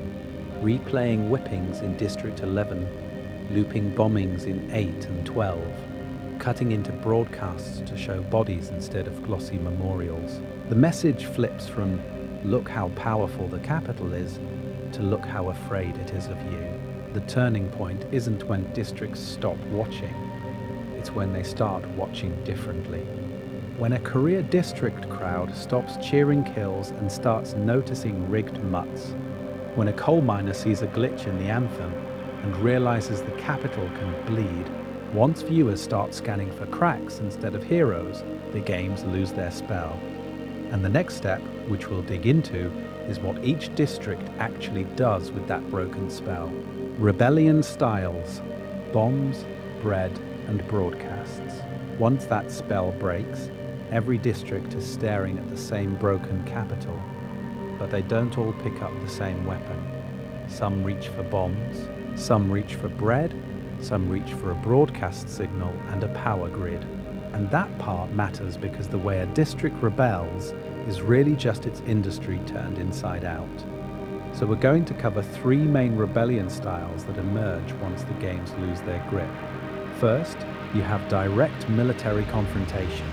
District 2, District 13, the people who meet the Capitol on its own battlefield. Second, worker uprisings and riots.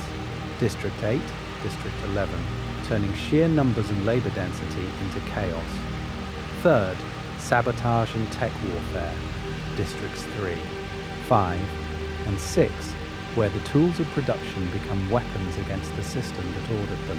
At face value, District 2 looks like the Capitol's safest bet. It trains peacekeepers, carves out the fortresses that keep everyone else in line, and raises career tributes who treat the games as a career fair. But here's the real question. What happens when the enforcement arm realizes it's also been enslaved? The assault on the nut is pure militarized rebellion. Bombs, tunnels, airstrikes. Yet it's forced to reckon with civilian complicity. Workers, families, kids who grew up on Capitol propaganda. When Gale suggests sealing the mountain, we see the ethical cost of fighting a district that was rewarded for loyalty. District 2 doesn't just switch sides, it has to rewrite its entire relationship with power in a single brutal moment. District 13 is the mirror image, already militarized, already underground, already in open war. Their rebellion is disciplined, scheduled, almost industrialized, but their style exposes the danger of turning resistance into another rigid system. You gain bombs and strategy, you lose spontaneity and joy. That tension sets up why other districts rebel in messier, more emotional ways. This is where we talk about environment-shaped resistance. District 7 doesn't have tanks, it has trees and axes. Their guerrilla tactics, melting into forests, using lumber terrain as cover, ambushing peacekeepers, show how geography becomes a weapon. Meanwhile, District 8 fights in streets and factories. You get textile workers overturning machines, turning looms and walkways into barricades, smoke from burning warehouses, turning the whole district into a battlefield the Capitol can't easily navigate. Then you have the bread and the broadcast. District 11's rebellion starts with a salute and a piece of bread tossed to Katniss. No bombs, just a public refusal to accept the Capitol's script. That symbolic defiance is why their uprisings are punished so harshly. Snow understands that a shared gesture can travel faster than any train. District 12 takes that even further.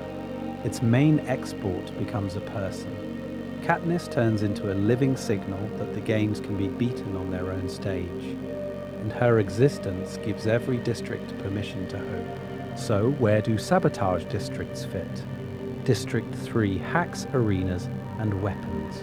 District 5 targets power. District 6 disrupts transport. Their rebellion style says, "We don't need to win a battle if we can unplug the war."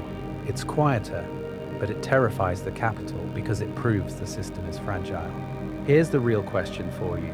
Which rebellion style do you think is actually most effective long-term? And which one would you realistically be part of, based on your own skills? Are you storming the nut, organizing a factory walkout, or reprogramming the capital's power grid from the shadows? Hold that answer, because next we're going to trace how these different strategies collide and who pays the price when they do. Book versus movie Panem. What changed about the districts? And here's where it gets messy, because the version of Panem you've been carrying in your head from the books, the movies quietly redraw that map, one district at a time. On the page, a lot of Panem is built out of implication. You get a sentence about a factory, a throwaway line about a harvest, and your brain fills in the rest. The films don't have that luxury. They have to show you something. So District 12 becomes this soot-stained Appalachian coal town with real mud, real rust, real hunger etched into people's faces. District 11's orchard fields stretch out forever under a brutal watchtower system.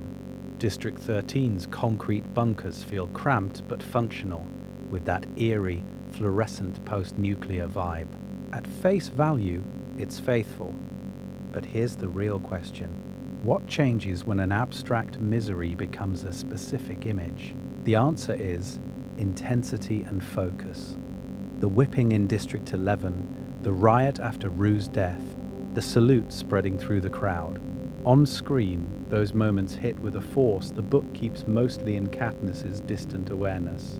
Same with the montage rebellions in District 7 and 11 during Catching Fire. In the text, you hear about uprisings secondhand, filtered through Capitol reports and Haymitch's hints. In the films, you watch loggers take down peacekeepers with their own trees, or a starving crowd in 11 charge the soldiers with nothing but fury. Suddenly, those districts aren't just numbers. They're protagonists of their own mini-movies. But this is where we talk about what gets erased. Notice how often you actually see District 5, 6, 9, or 10 outside of the arena or a quick execution line. Almost never, you get a glimpse of District 5's dam in Mockingjay, a power station that exists mainly so it can be spectacularly blown up. District 6 is reduced to transportation and addiction. Districts 9 and 10 are grain and livestock, but daily life there, social structure, any sense of culture beyond a reaping stage, it stays foggy. That part matters because it keeps the mid-tier districts feeling conceptual, important to the economy, but strangely optional to the story your eyes following. So why does the camera keep returning to some places and not others? District 8's hospital gives you an immediate emotional anchor. Wounded bodies, burned children, a bombing that turns abstract war into horror you can't look away from. District 2's nut is the opposite. A hard, immovable military target that lets the film stage a classic siege, complete with moral questions about buried workers and surrender. Both locations translate perfectly to visual storytelling and pacing. Factories in 5 or grain silos in 9. Harder to stage a single iconic set piece that carries the same punch in 2 minutes of screen time. The result is a subtle shift in who feels central. The adaptation keeps telling you every district's rebellion counts, that the games and the war are about all of Panem. But the districts we see most, 11, 12, 13, 8, 2, start to feel more real, more necessary, more heroic. The others become negative space. And here's the real question for us as viewers. When the camera decides which suffering to show, how does that change which victories you care about?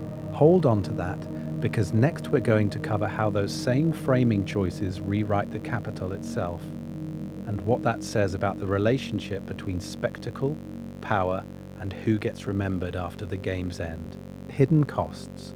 What it really means to live in each district. So if the camera decides which suffering you see, what does it actually feel like to live inside those frames every day?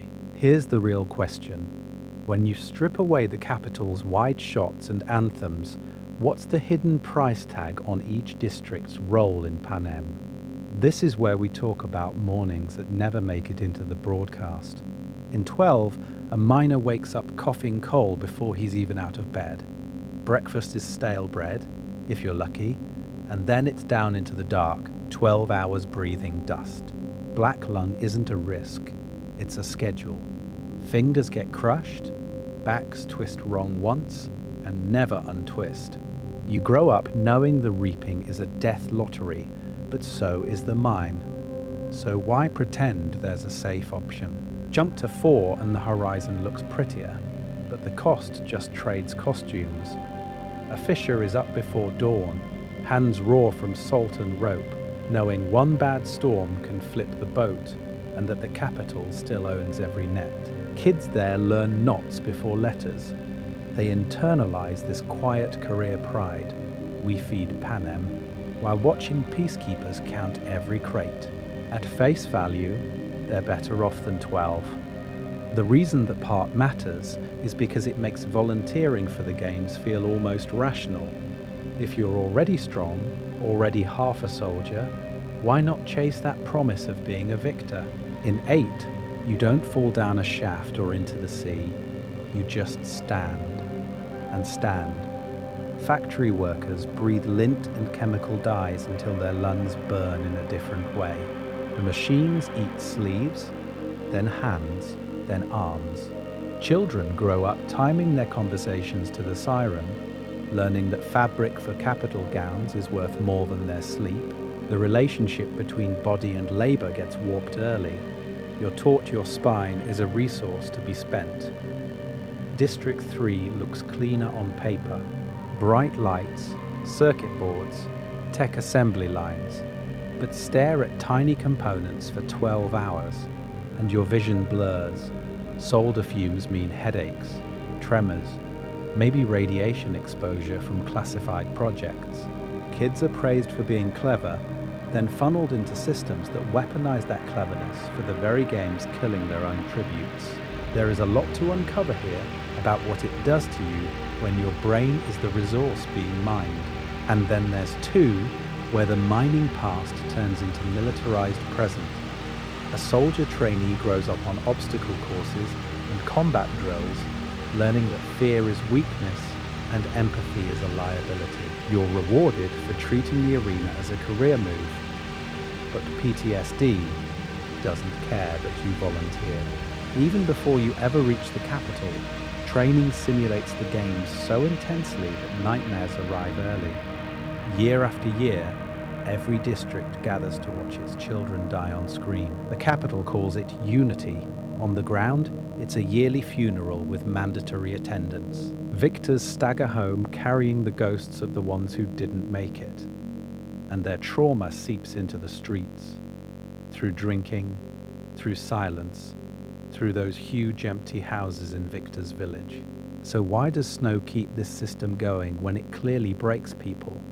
Because no district is actually safe. Some pay in blood, some in freedom, some in conscience. And that's the design. Next, we're going to cover how those different currencies of suffering add up to rebellion, and why some districts explode while others simmer for decades before they finally ignite. Panem's supply chain. How rebellion starves an empire. So if no district is safe, the next question is brutal and simple. What happens when the people who keep you alive just stop?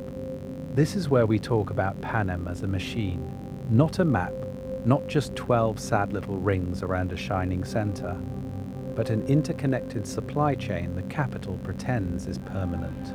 Food flows in from 9, 10, and 11. Power surges up from District 5. Trains and hovercraft from 6 move everything and everyone. District 3 builds the tech that watches you.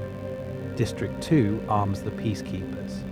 And the capital and District 1 wrap it all in propaganda and luxury, so it feels inevitable. At face value, that looks stable. It's not, because here's the real question. What happens when those jobs become pressure points? District 11 doesn't just grow crops, it feeds the entire system. So when you get coordinated strikes in 11, when workers refuse to harvest or sabotage the orchards, the capital isn't just punishing rebels, it's choosing between feeding itself and feeding its control. That part matters because hunger is one of the capital's favorite weapons, until it starts starving the wrong mouths. Now add District 10 walking out of the slaughterhouses. Number meat, no protein shipments, no fancy capital feasts on television. District 9's grain becomes harder to move without 6's trains. Suddenly, you're not looking at isolated riots, you're looking at cascading shortages. The relationship between districts turns from silent competition to strategic coordination, and that's when an empire starts to wobble. District 5 is the perfect example. It's not glamorous, but it keeps the lights on. You don't need to blow it up. You just need targeted sabotage, overloads, quiet failures, random blackouts during broadcasts and games replays. We're going to cover how fear spreads faster when the screens go dark than when they're full of peacekeepers. And if 6 joins in, delaying trains, derailing key shipments, grounding hovercraft, suddenly the capital can't even move its own enforcers efficiently. Then District 3 starts hacking. Cameras loop, peacekeeper comms glitch. Propaganda feeds get hijacked by footage of whippings in 11 or bombings in 12. The capital's promise of perfect surveillance cracks on screen. You don't outproduce the capital, you turn its own systems against it, which is exactly District 13's strategy. They know they can't compete on luxury or numbers, so instead of building a rival empire, they weaponize the existing one. Every labor strike, every power failure, every jammed train is part of a coordinated plan to make the capital's dependence visible and unbearable. And then there's District 2. Once the armory and peacekeeper training grounds stop cooperating, it's not just a mutiny, it's the moment the capital loses both its sword and its shield. So why is this the central weakness? Because the capital produces almost nothing it actually needs. The second the exploited districts stop playing their assigned roles, the center cannot hold. If you were in 13's war room, planning the rebellion from scratch, which district would you target first to bring the capital to its knees? And what would you risk if you chose wrong? Which district would actually keep you alive? So you're in 13's war room, moving districts around like chess pieces. Strategic, abstract, safe. But here's the real question. What happens if tomorrow you wake up and you're not the planner anymore? You're the piece. No arena training montage, no secret ancestry reveal. Just you, dropped into Panem with the exact skills, habits, and personality you have right now. Which district would actually keep you alive, and which one would chew you up before the capital ever needed the games? At face value, the career districts sound tempting. District 1 with its luxury goods, District 2 with its stone, weapons, and peacekeeper pipeline. If you're already disciplined, a planner, the kind of person who color codes their calendar and actually follows it, 2 or even 13 would weaponize that. In 2, that discipline turns you into a model trainee, the kind the capital rewards with extra food and informal combat drills. In 13, it plugs straight into the schedule system. 0400 wake up, assigned labor, military briefings. No freedom, but a clear reason to get out of bed. But what if you're more tech-savvy than tough, always fixing devices, coding, or just the one everyone calls when the Wi-Fi dies? This is where we talk about District 3. Surrounded by circuits and screens, you'd suddenly be valuable in a way the capital doesn't want you to notice. The relationship between 3 and the capital runs on quiet dependence. They need your mind, not your muscles. That part matters, because in a rebellion, those are the people who can flip power grids, jam broadcasts, or rig a peacekeeper's gun to misfire at the worst possible moment. On the other end, maybe you're outdoorsy, you camp, hike, fish, garden, or at least know which end of a shovel goes in the ground. District 7's forests or 4's coastline would feel brutal, but familiar. In 7, your comfort with trees and tools turns into logging expertise and a built-in understanding of cover, camouflage, and axes that are definitely not just for lumber. In 4, anyone who's good with knots, boats, or endurance sports suddenly has a survival edge the capital cannot fully script into propaganda. Then there are the organizers and caregivers, the people who remember birthdays, run group chats, bring food when someone's sick. Drop that person into 8's textile mills or 11's fields, and you get something dangerous. Informal unions, shared childcare, whispered plans on factory floors and in orchards. The capital fears 11 for a reason. Large, organized labor plus empathy is a rebellion engine. So here's your interactive thought experiment. Which district would you be assigned to based on who you are right now? And which one would you choose, knowing what you now know about comfort versus resistance? Do you take the relative safety and complicity of a career district, hoping the games never call your name, or the hardship of an outer district where the promise of hope is rebellion, not reward? Pattern interrupt. What if you're already in a district, just without the label? Our world sorts people by class, labor, geography, into tech hubs, factory towns, farming regions, military bases. We don't call them districts, but the logic is eerily similar. The question isn't just where you'd survive in Panem, it's what your current district is training you to accept, and what it's quietly training you to resist.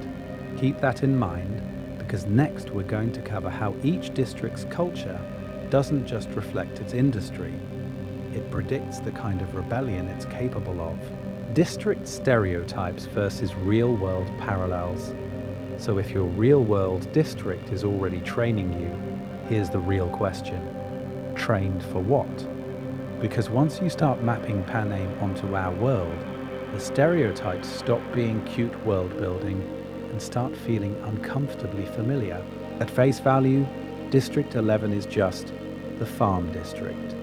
Endless fields, strict rules, tragic deaths.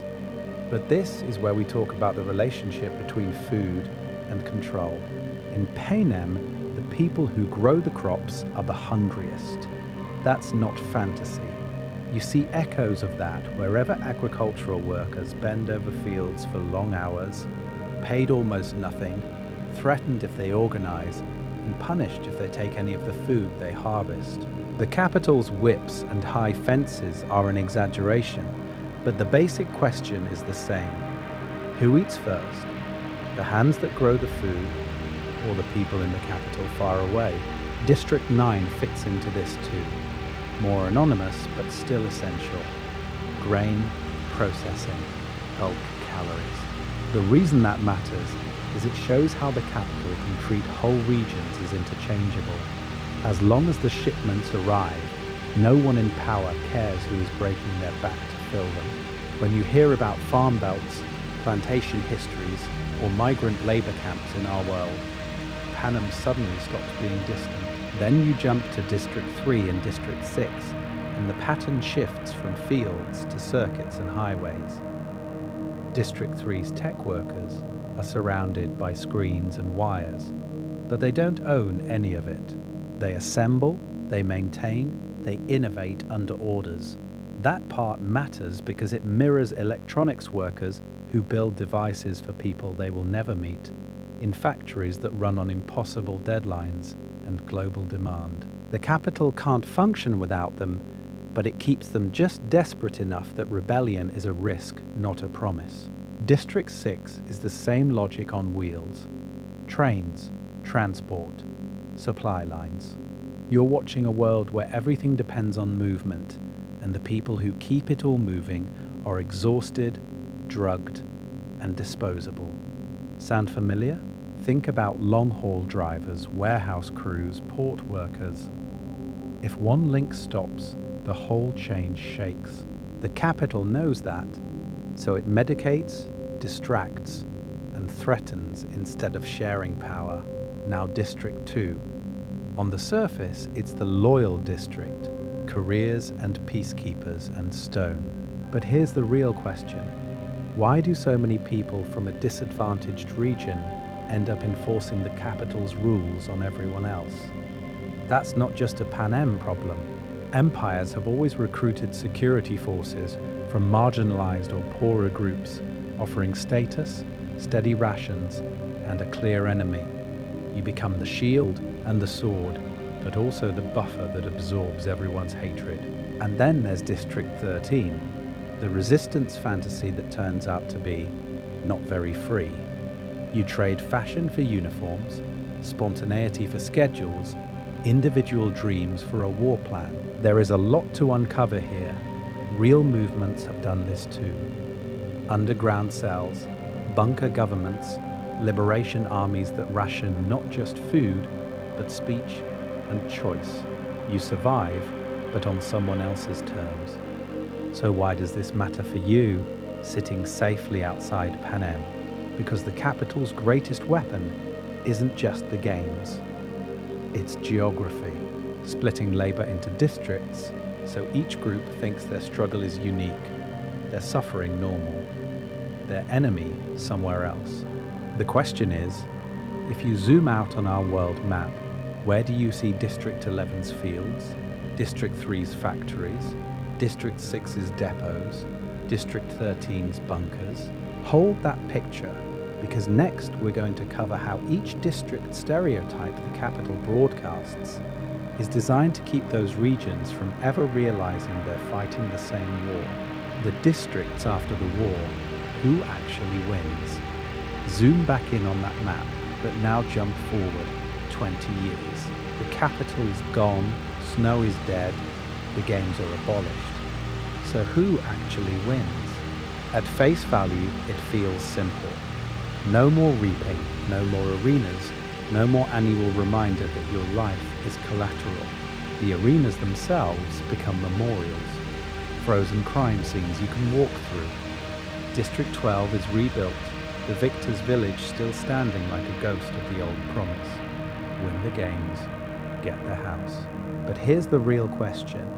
When you rip out the capital, do you really erase the system or just repaint it? We know a few hard facts from the epilogue and hints in Mockingjay. Katniss and Peter raise children who have never watched a broadcast. District 12 has enough people to have a school again.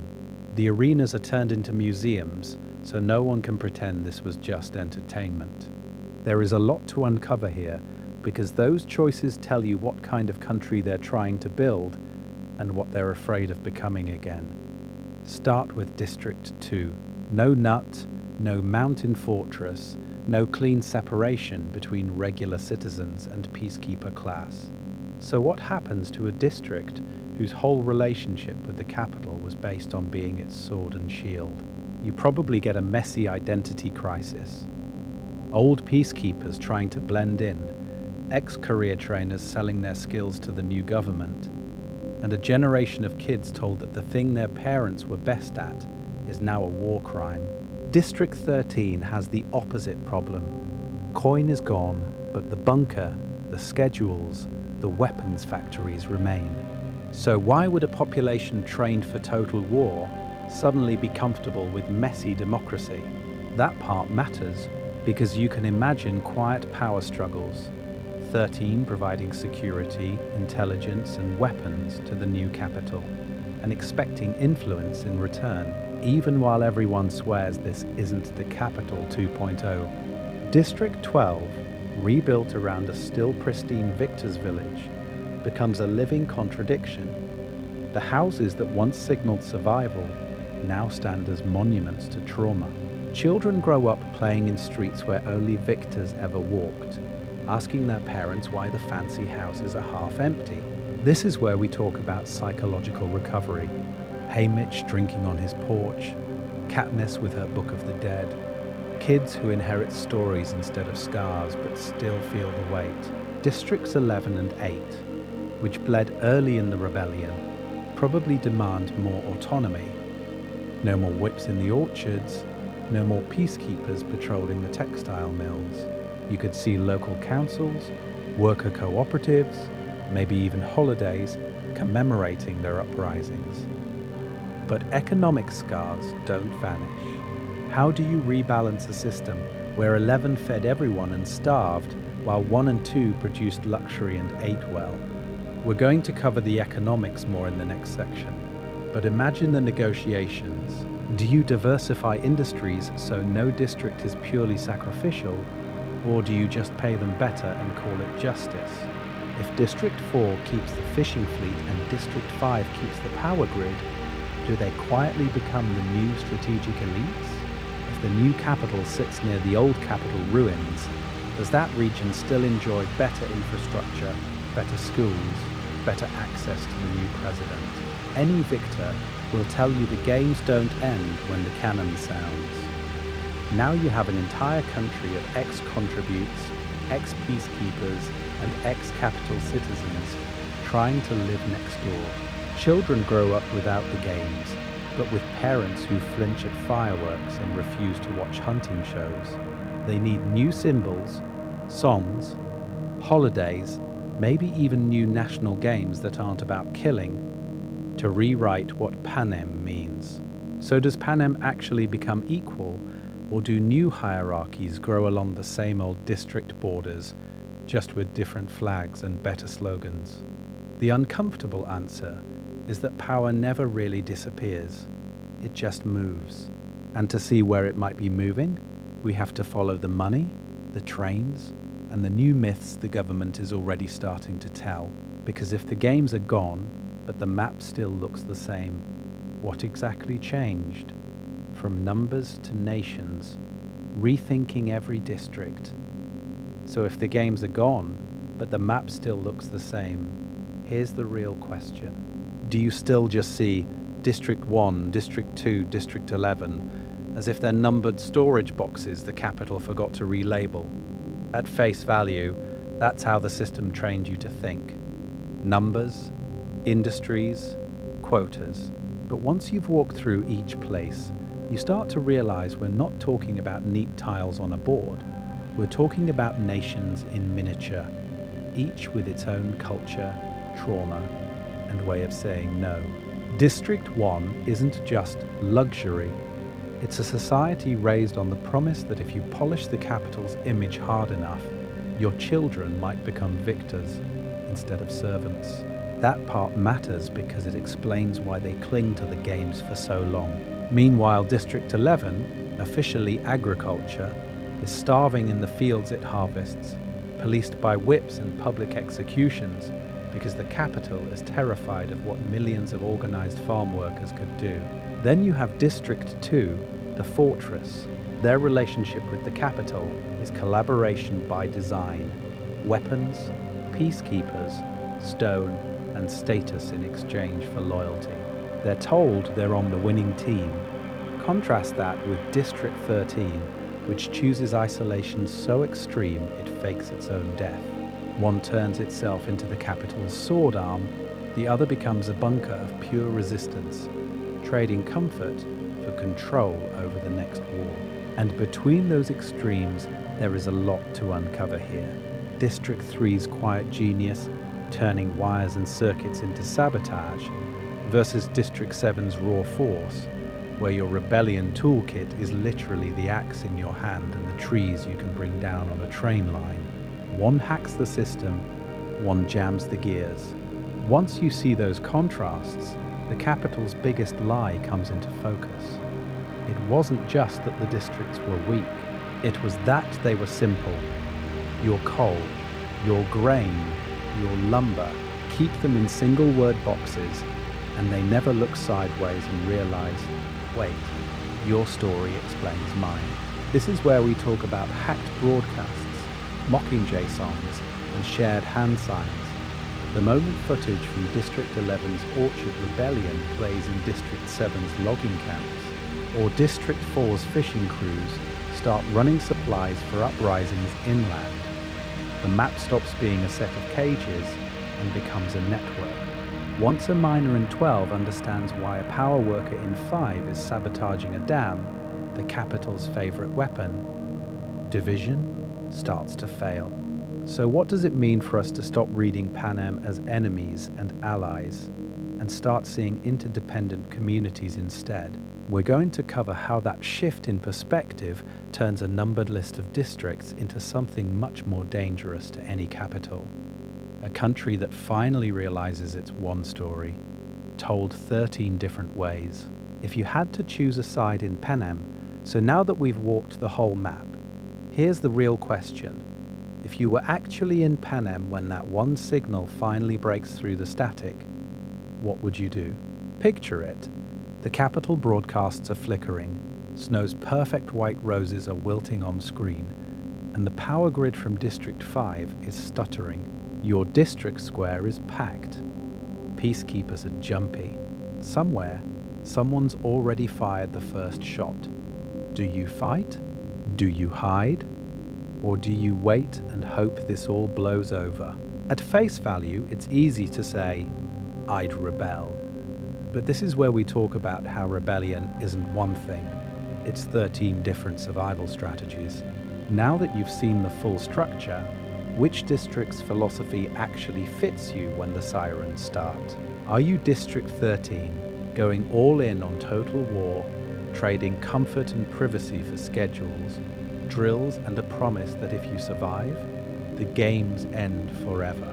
Or are you closer to District 11, where righteous anger has been simmering for years under whips and watchtowers, and the first rock thrown at a hovercraft isn't strategy, it's reflex? Maybe you're District 3, the person who doesn't pick up a gun first. You pick up code, you reroute cameras, kill the feed to the capital, turn their own tech against them, quiet hacking instead of loud speeches. Or maybe you're District 7, turning forests into traps, vanishing into trees, and turning every logging pattern into an ambush plan. You don't need a speech, you need timing. And then there's District 2, the hard-won turn. You've been the capital's shield for so long that switching sides means questioning your entire relationship to power. Do you hold the nut, or do you open the doors and let the rest of Panem in? That part matters, because it's the moment you decide whether you're protecting order or just protecting the capital. So where do you see yourself in all of this? Not just as a spectator watching the games, but as a worker on a line in District 6, a quiet organizer in 5, potential victor in 12, standing in a burned-out square with nothing left to lose. Which district would claim you, and which rebellion would you actually join when the cameras cut out? Drop your district, your role, and your strategy in the comments.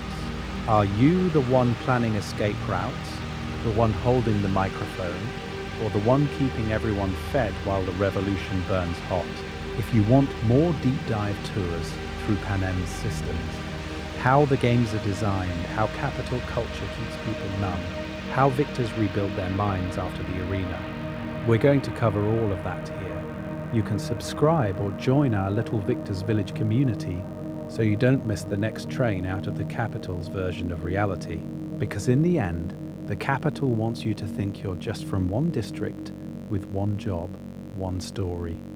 The real power comes when you see how all 13 fit together, how every rebellion move depends on another. And once you start asking who benefits from keeping them apart, you're already more dangerous than any arena could handle. Bonus deep dive. The district you'd never survive, so now that we've pulled the camera back and seen how every district fits into the capital's machine, here's the real question. If you woke up in Panem tomorrow, which district would be your personal worst-case scenario? Not the worst on paper, the worst for you. Because at face value, you want to say, obviously 12, obviously 11, obviously the seam where children starve, and you're not wrong. But this is where we talk about compatibility in a world where there are no good options, just different ways to break a person. The capital's brilliance is that it builds a relationship between your fears, your skills, and your prison. So imagine you're terrified of water. Not just I don't swim much, but full panic at deep, open ocean. Drop that person in District 4. On the surface, 4 has better food, a proud culture, even some prestige from sending strong tributes to the games. But your entire economy runs on boats, nets, storms, and the knowledge that if you fall overboard, no one is diving in after you. Every workday is an arena challenge. The capital doesn't have to whip you when the sea already can. Or take someone who's tech-phobic. They hate screens, hate code, barely trust their own phone. Put them in District 3. Now your survival depends on maintaining power grids, reading schematics, repairing surveillance systems you know are being used against other districts. There is a lot to uncover here, because 3 isn't just the gadget place, it's the nervous system of the capital's control. If you can't think in circuits, you're not just bad at your job, you're a liability. Conflict averse, you shut down at raised voices. District 2 or 13 is your nightmare match. In 2, the entire identity revolves around training, force, and loyalty to the capital's violence. In 13, every hour is scheduled. Every person is part soldier, part symbol of resistance. You can't opt out of the fight in either place. That part matters because it shows there's no peaceful corner of Panem. Even the safe districts survive by being good at sanctioned aggression. Now flip it. Say you have chronic health issues, asthma, joint problems, anything that limits stamina.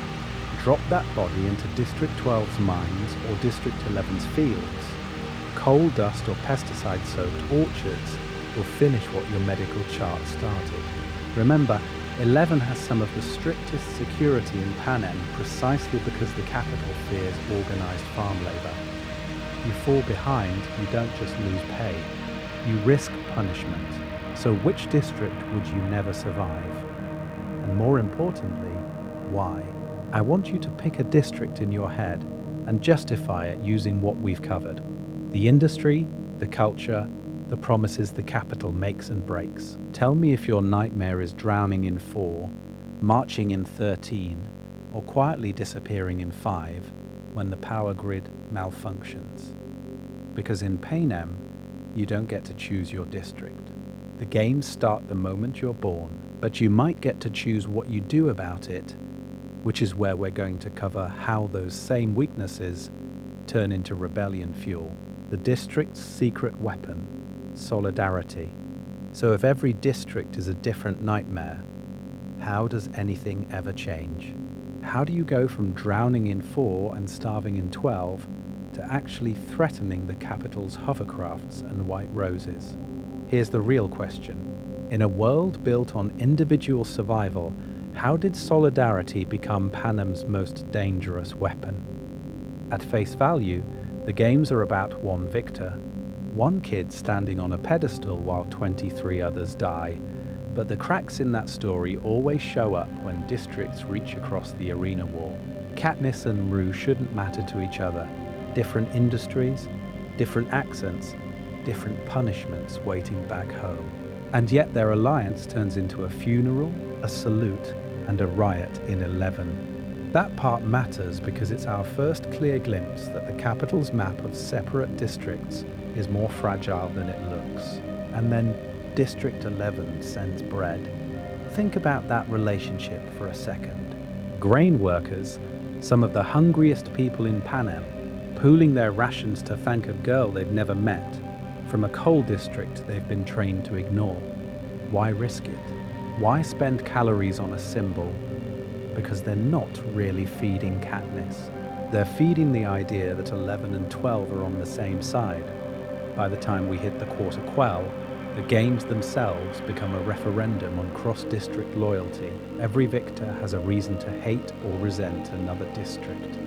Careers from 1 and 2, tech minds from 3, Mags from 4, Johanna from 7. So why do they start forming a secret pact around Katniss? This is where we talk about system failure. The Capitol spent decades turning victors into isolated celebrities, but that isolation backfires when the only people who understand your trauma are the other winners. Shared pain becomes shared planning. Snow's entire strategy depends on the opposite. He needs districts to see each other as competitors for food, for peacekeeper mercy, for that one lucky victor slot. The games train you to cheer for your own and fear everyone else. Career training in 1 and 2, starvation in 12, surveillance in 11, different methods, same purpose. No coordination. So when coordination finally happens, the rebellion jumps from rumor to reality. District 3's tech doesn't mean much without 13's strategy and underground command. District 7's tree cutters are just lumberjacks until you give them guerrilla warfare and a reason to ambush peacekeepers.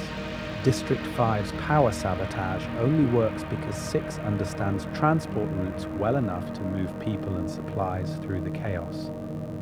Each district brings a piece. None of them can flip the capital alone. Even the Mockingjay only works as a symbol because multiple districts choose to interpret it for themselves. In 12, it's a private joke, turned token of hope. In 11, it's a funeral song. In 13, it's a broadcast logo, a promise that the Capitol's narrative is no longer the only channel. We're going to cover more of those symbols later, but the pattern is clear.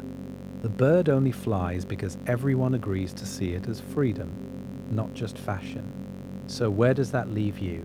In Panem, or in our world, understanding other districts is its own quiet rebellion. Divide and rule only works if you never ask what's happening on the other side of the fence. The next step is seeing what happens when those fences come down on purpose. Unanswered questions.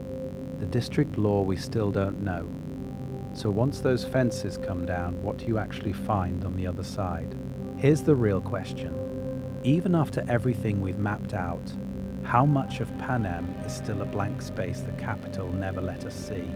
Take District 9. We know grain, we know fields. We know that at face value, it's the breadbasket that isn't District 11. But where are their town squares, their harvest festivals, their own songs about the games? Do they have a quiet, stubborn pride in feeding everyone, or a simmering resentment that their work just props up capital feasts? There is a lot to uncover here, and canon barely cracks the door. District 10 is the same problem in a different flavor. Cattle herds, slaughterhouses. Fine, but who are the people who grow up in the shadow of that industry? Do they have rodeo-style competitions that the Capitol repackages as entertainment? What happens to a district built on animals when the rebellion disrupts supply lines? Do they starve, or does their relationship to the Capitol actually give them leverage? Then you hit District 5, and the questions get even sharper. We see power plants, we see dam explosions, we see that it's crucial enough to guard with peacekeepers and surveillance. But what's the full extent of their tech?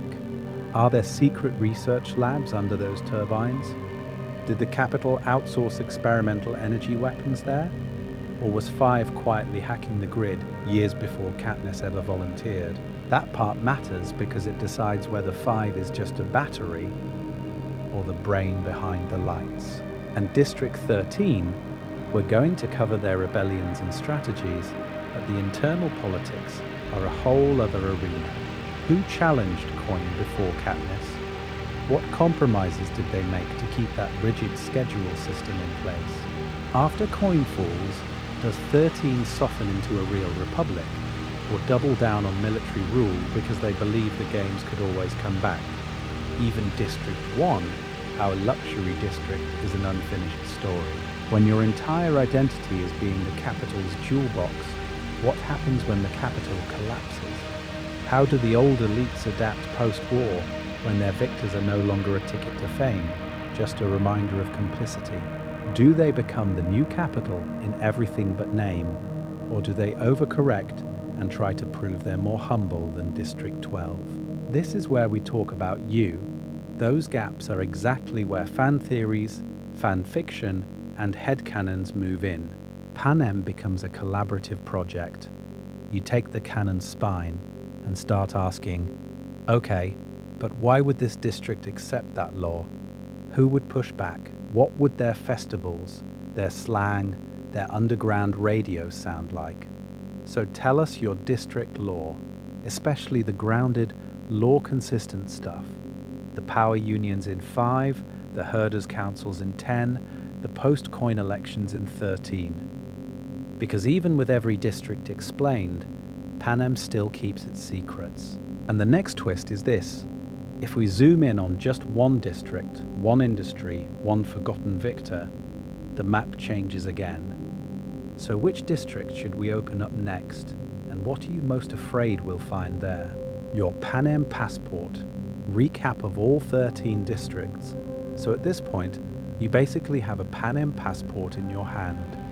The capital spent decades making sure you'd never see the full map. Now you do, so let's stamp it, district by district, and tie the whole rebellion back together. We're going to cover the career belt first, Districts 1, 2, and 4. District 1 is luxury, jewels, perfumes, the things that make the game sparkle on screen. At face value, it's privilege. Underneath, you get victors like Glimmer and Kashmir, raised to see murder as aspiration, until that promise of status dies with them. District 2 is stone and soldiers, quarries, peacekeeper training, the Mason family. It starts as the capital's favorite attack dog. Its real rebellion is that moment in the nut when the crowd refuses to kill Katniss on command. District 4 is fish, nets, and waterborne careers. Finnick turns seduction into survival, then flips his celebrity into a weapon, dragging Snow's secrets into the light. Shift to the industrial spine. 3, 5, 6, 8. District 3 is tech and sabotage, wires, explosives, BT reprogramming the very arena that made him a victor. That part matters because it proves intelligence can be deadlier than brute force. District 5 is power, dams, reactors, the literal electricity behind the capital's screens. Its rebels blow the dam and plunge Snow's propaganda into darkness. One of the cleanest cause and effect strikes in the whole war. District 6 is transport and addiction, trains, morphling, and those unnamed victors who sacrifice themselves in the fog. Their rebellion is quieter, jamming routes, misdirecting shipments, turning the capital's arteries against it. District 8 is textiles and smoke, factories, fabric, Bonnie and Twill escaping through the ruins. They burn their own peacekeeper headquarters and pay for it in bombs. Then your agricultural ring, 9, 10, 11, 12. District 9 is grain storage, mills, nameless tributes dying early. Here's the real question. How do you rebel when your whole identity is being forgettable? By starving the capital in a slow logistical way we only glimpse. District 10 is livestock and herders' councils. The wounded man Katniss meets on the road. Their power is in meat and movement. Animals can go missing in ways ledgers can't track. District 11 is fields and fury. Orchard ladders, ruse song, threshes mercy. Their uprisings start before Katniss ever volunteers because you cannot permanently cage that much labor under whips. District 12 is coal and sparks, sea miners, the Hob, Haymitch, and then Katniss turning a single victory into a chain reaction that outlives their own district. And then the outlier, District 13, concrete schedules, nuclear deterrence. Coin, Bogs, the bunker where the games finally lose their grip. There is a lot to uncover here, but this is where we talk about a district that died, went underground, and came back as a rival capital. Instead of a victim, if any of those stamps felt too fast, that's on purpose. This is your index. Use the timestamps in the description to jump back into any district's full story, trace one victor's path, or follow a single industry from profit to rebellion. Because now that you can navigate Panem on your own, the real question is, what happens when you start redrawing the borders the capital drew for you, closing the file from Panem back to you, because once you see those borders, you can't unsee them. That's why stories about Panem stick in your brain long after the credits. At face value, it's arenas and fire dresses, and a capital with very questionable interior design. But here's the real question. Why does a fictional map with numbered districts feel so familiar when you go back to your own city, your own job, your own newsfeed? There is a lot to uncover here, and it starts with the way the books turn abstract systems into streets you can walk. Power, labor, inequality. Those are big, vague words. But District 11's orchards under watchtowers, District 5's dams humming while the rest of the country sits in the dark. Suddenly you're not just hearing about exploitation, you're standing in it with a victor who knows exactly what it costs. That part matters because once you've toured every district, you start noticing the invisible ones around you. Who grows the food you eat? And under what conditions? Who handles the power grid, the shipping, the data, while someone else gets the capital level luxury? When you look at your own world through Panem's map, you start asking, who's living in District 1 conditions? And who's stuck in District 12? This is where we talk about the quiet rebellions, not just bombs in District 2's nut, or black markets in the scene, but the smaller moves, Rue sharing berries, Peter burning bread, a single salute in a crowd that turns into a riot. What does rebellion look like where you are? Is it organizing at work, mutual aid in your neighborhood, or refusing a story that blames the poorest district for problems they didn't create? So I want to hear from you in the comments. After walking through all 13, which district do you feel you'd belong to, based on what you actually do all day? Where would you want to end up? And where do you suspect you already are? What would your rebellion style be? Strategy from 13, spectacle from 1, or slow burn solidarity from 11? We're going to cover more worlds and more maps, but this channel only works the way a district does, off shared effort. If you want more long-form, lore-rich breakdowns that pull apart the promise and the propaganda, leaving a comment, sharing your district and subscribing genuinely helps this little victor's village keep the lights on. Because the relationship between Panem and our world isn't just a fun parallel, it's a warning and a blueprint. In Panem, the capital drew the map and told every district what they were worth. Here, we get to redraw it and decide what kind of district we build next.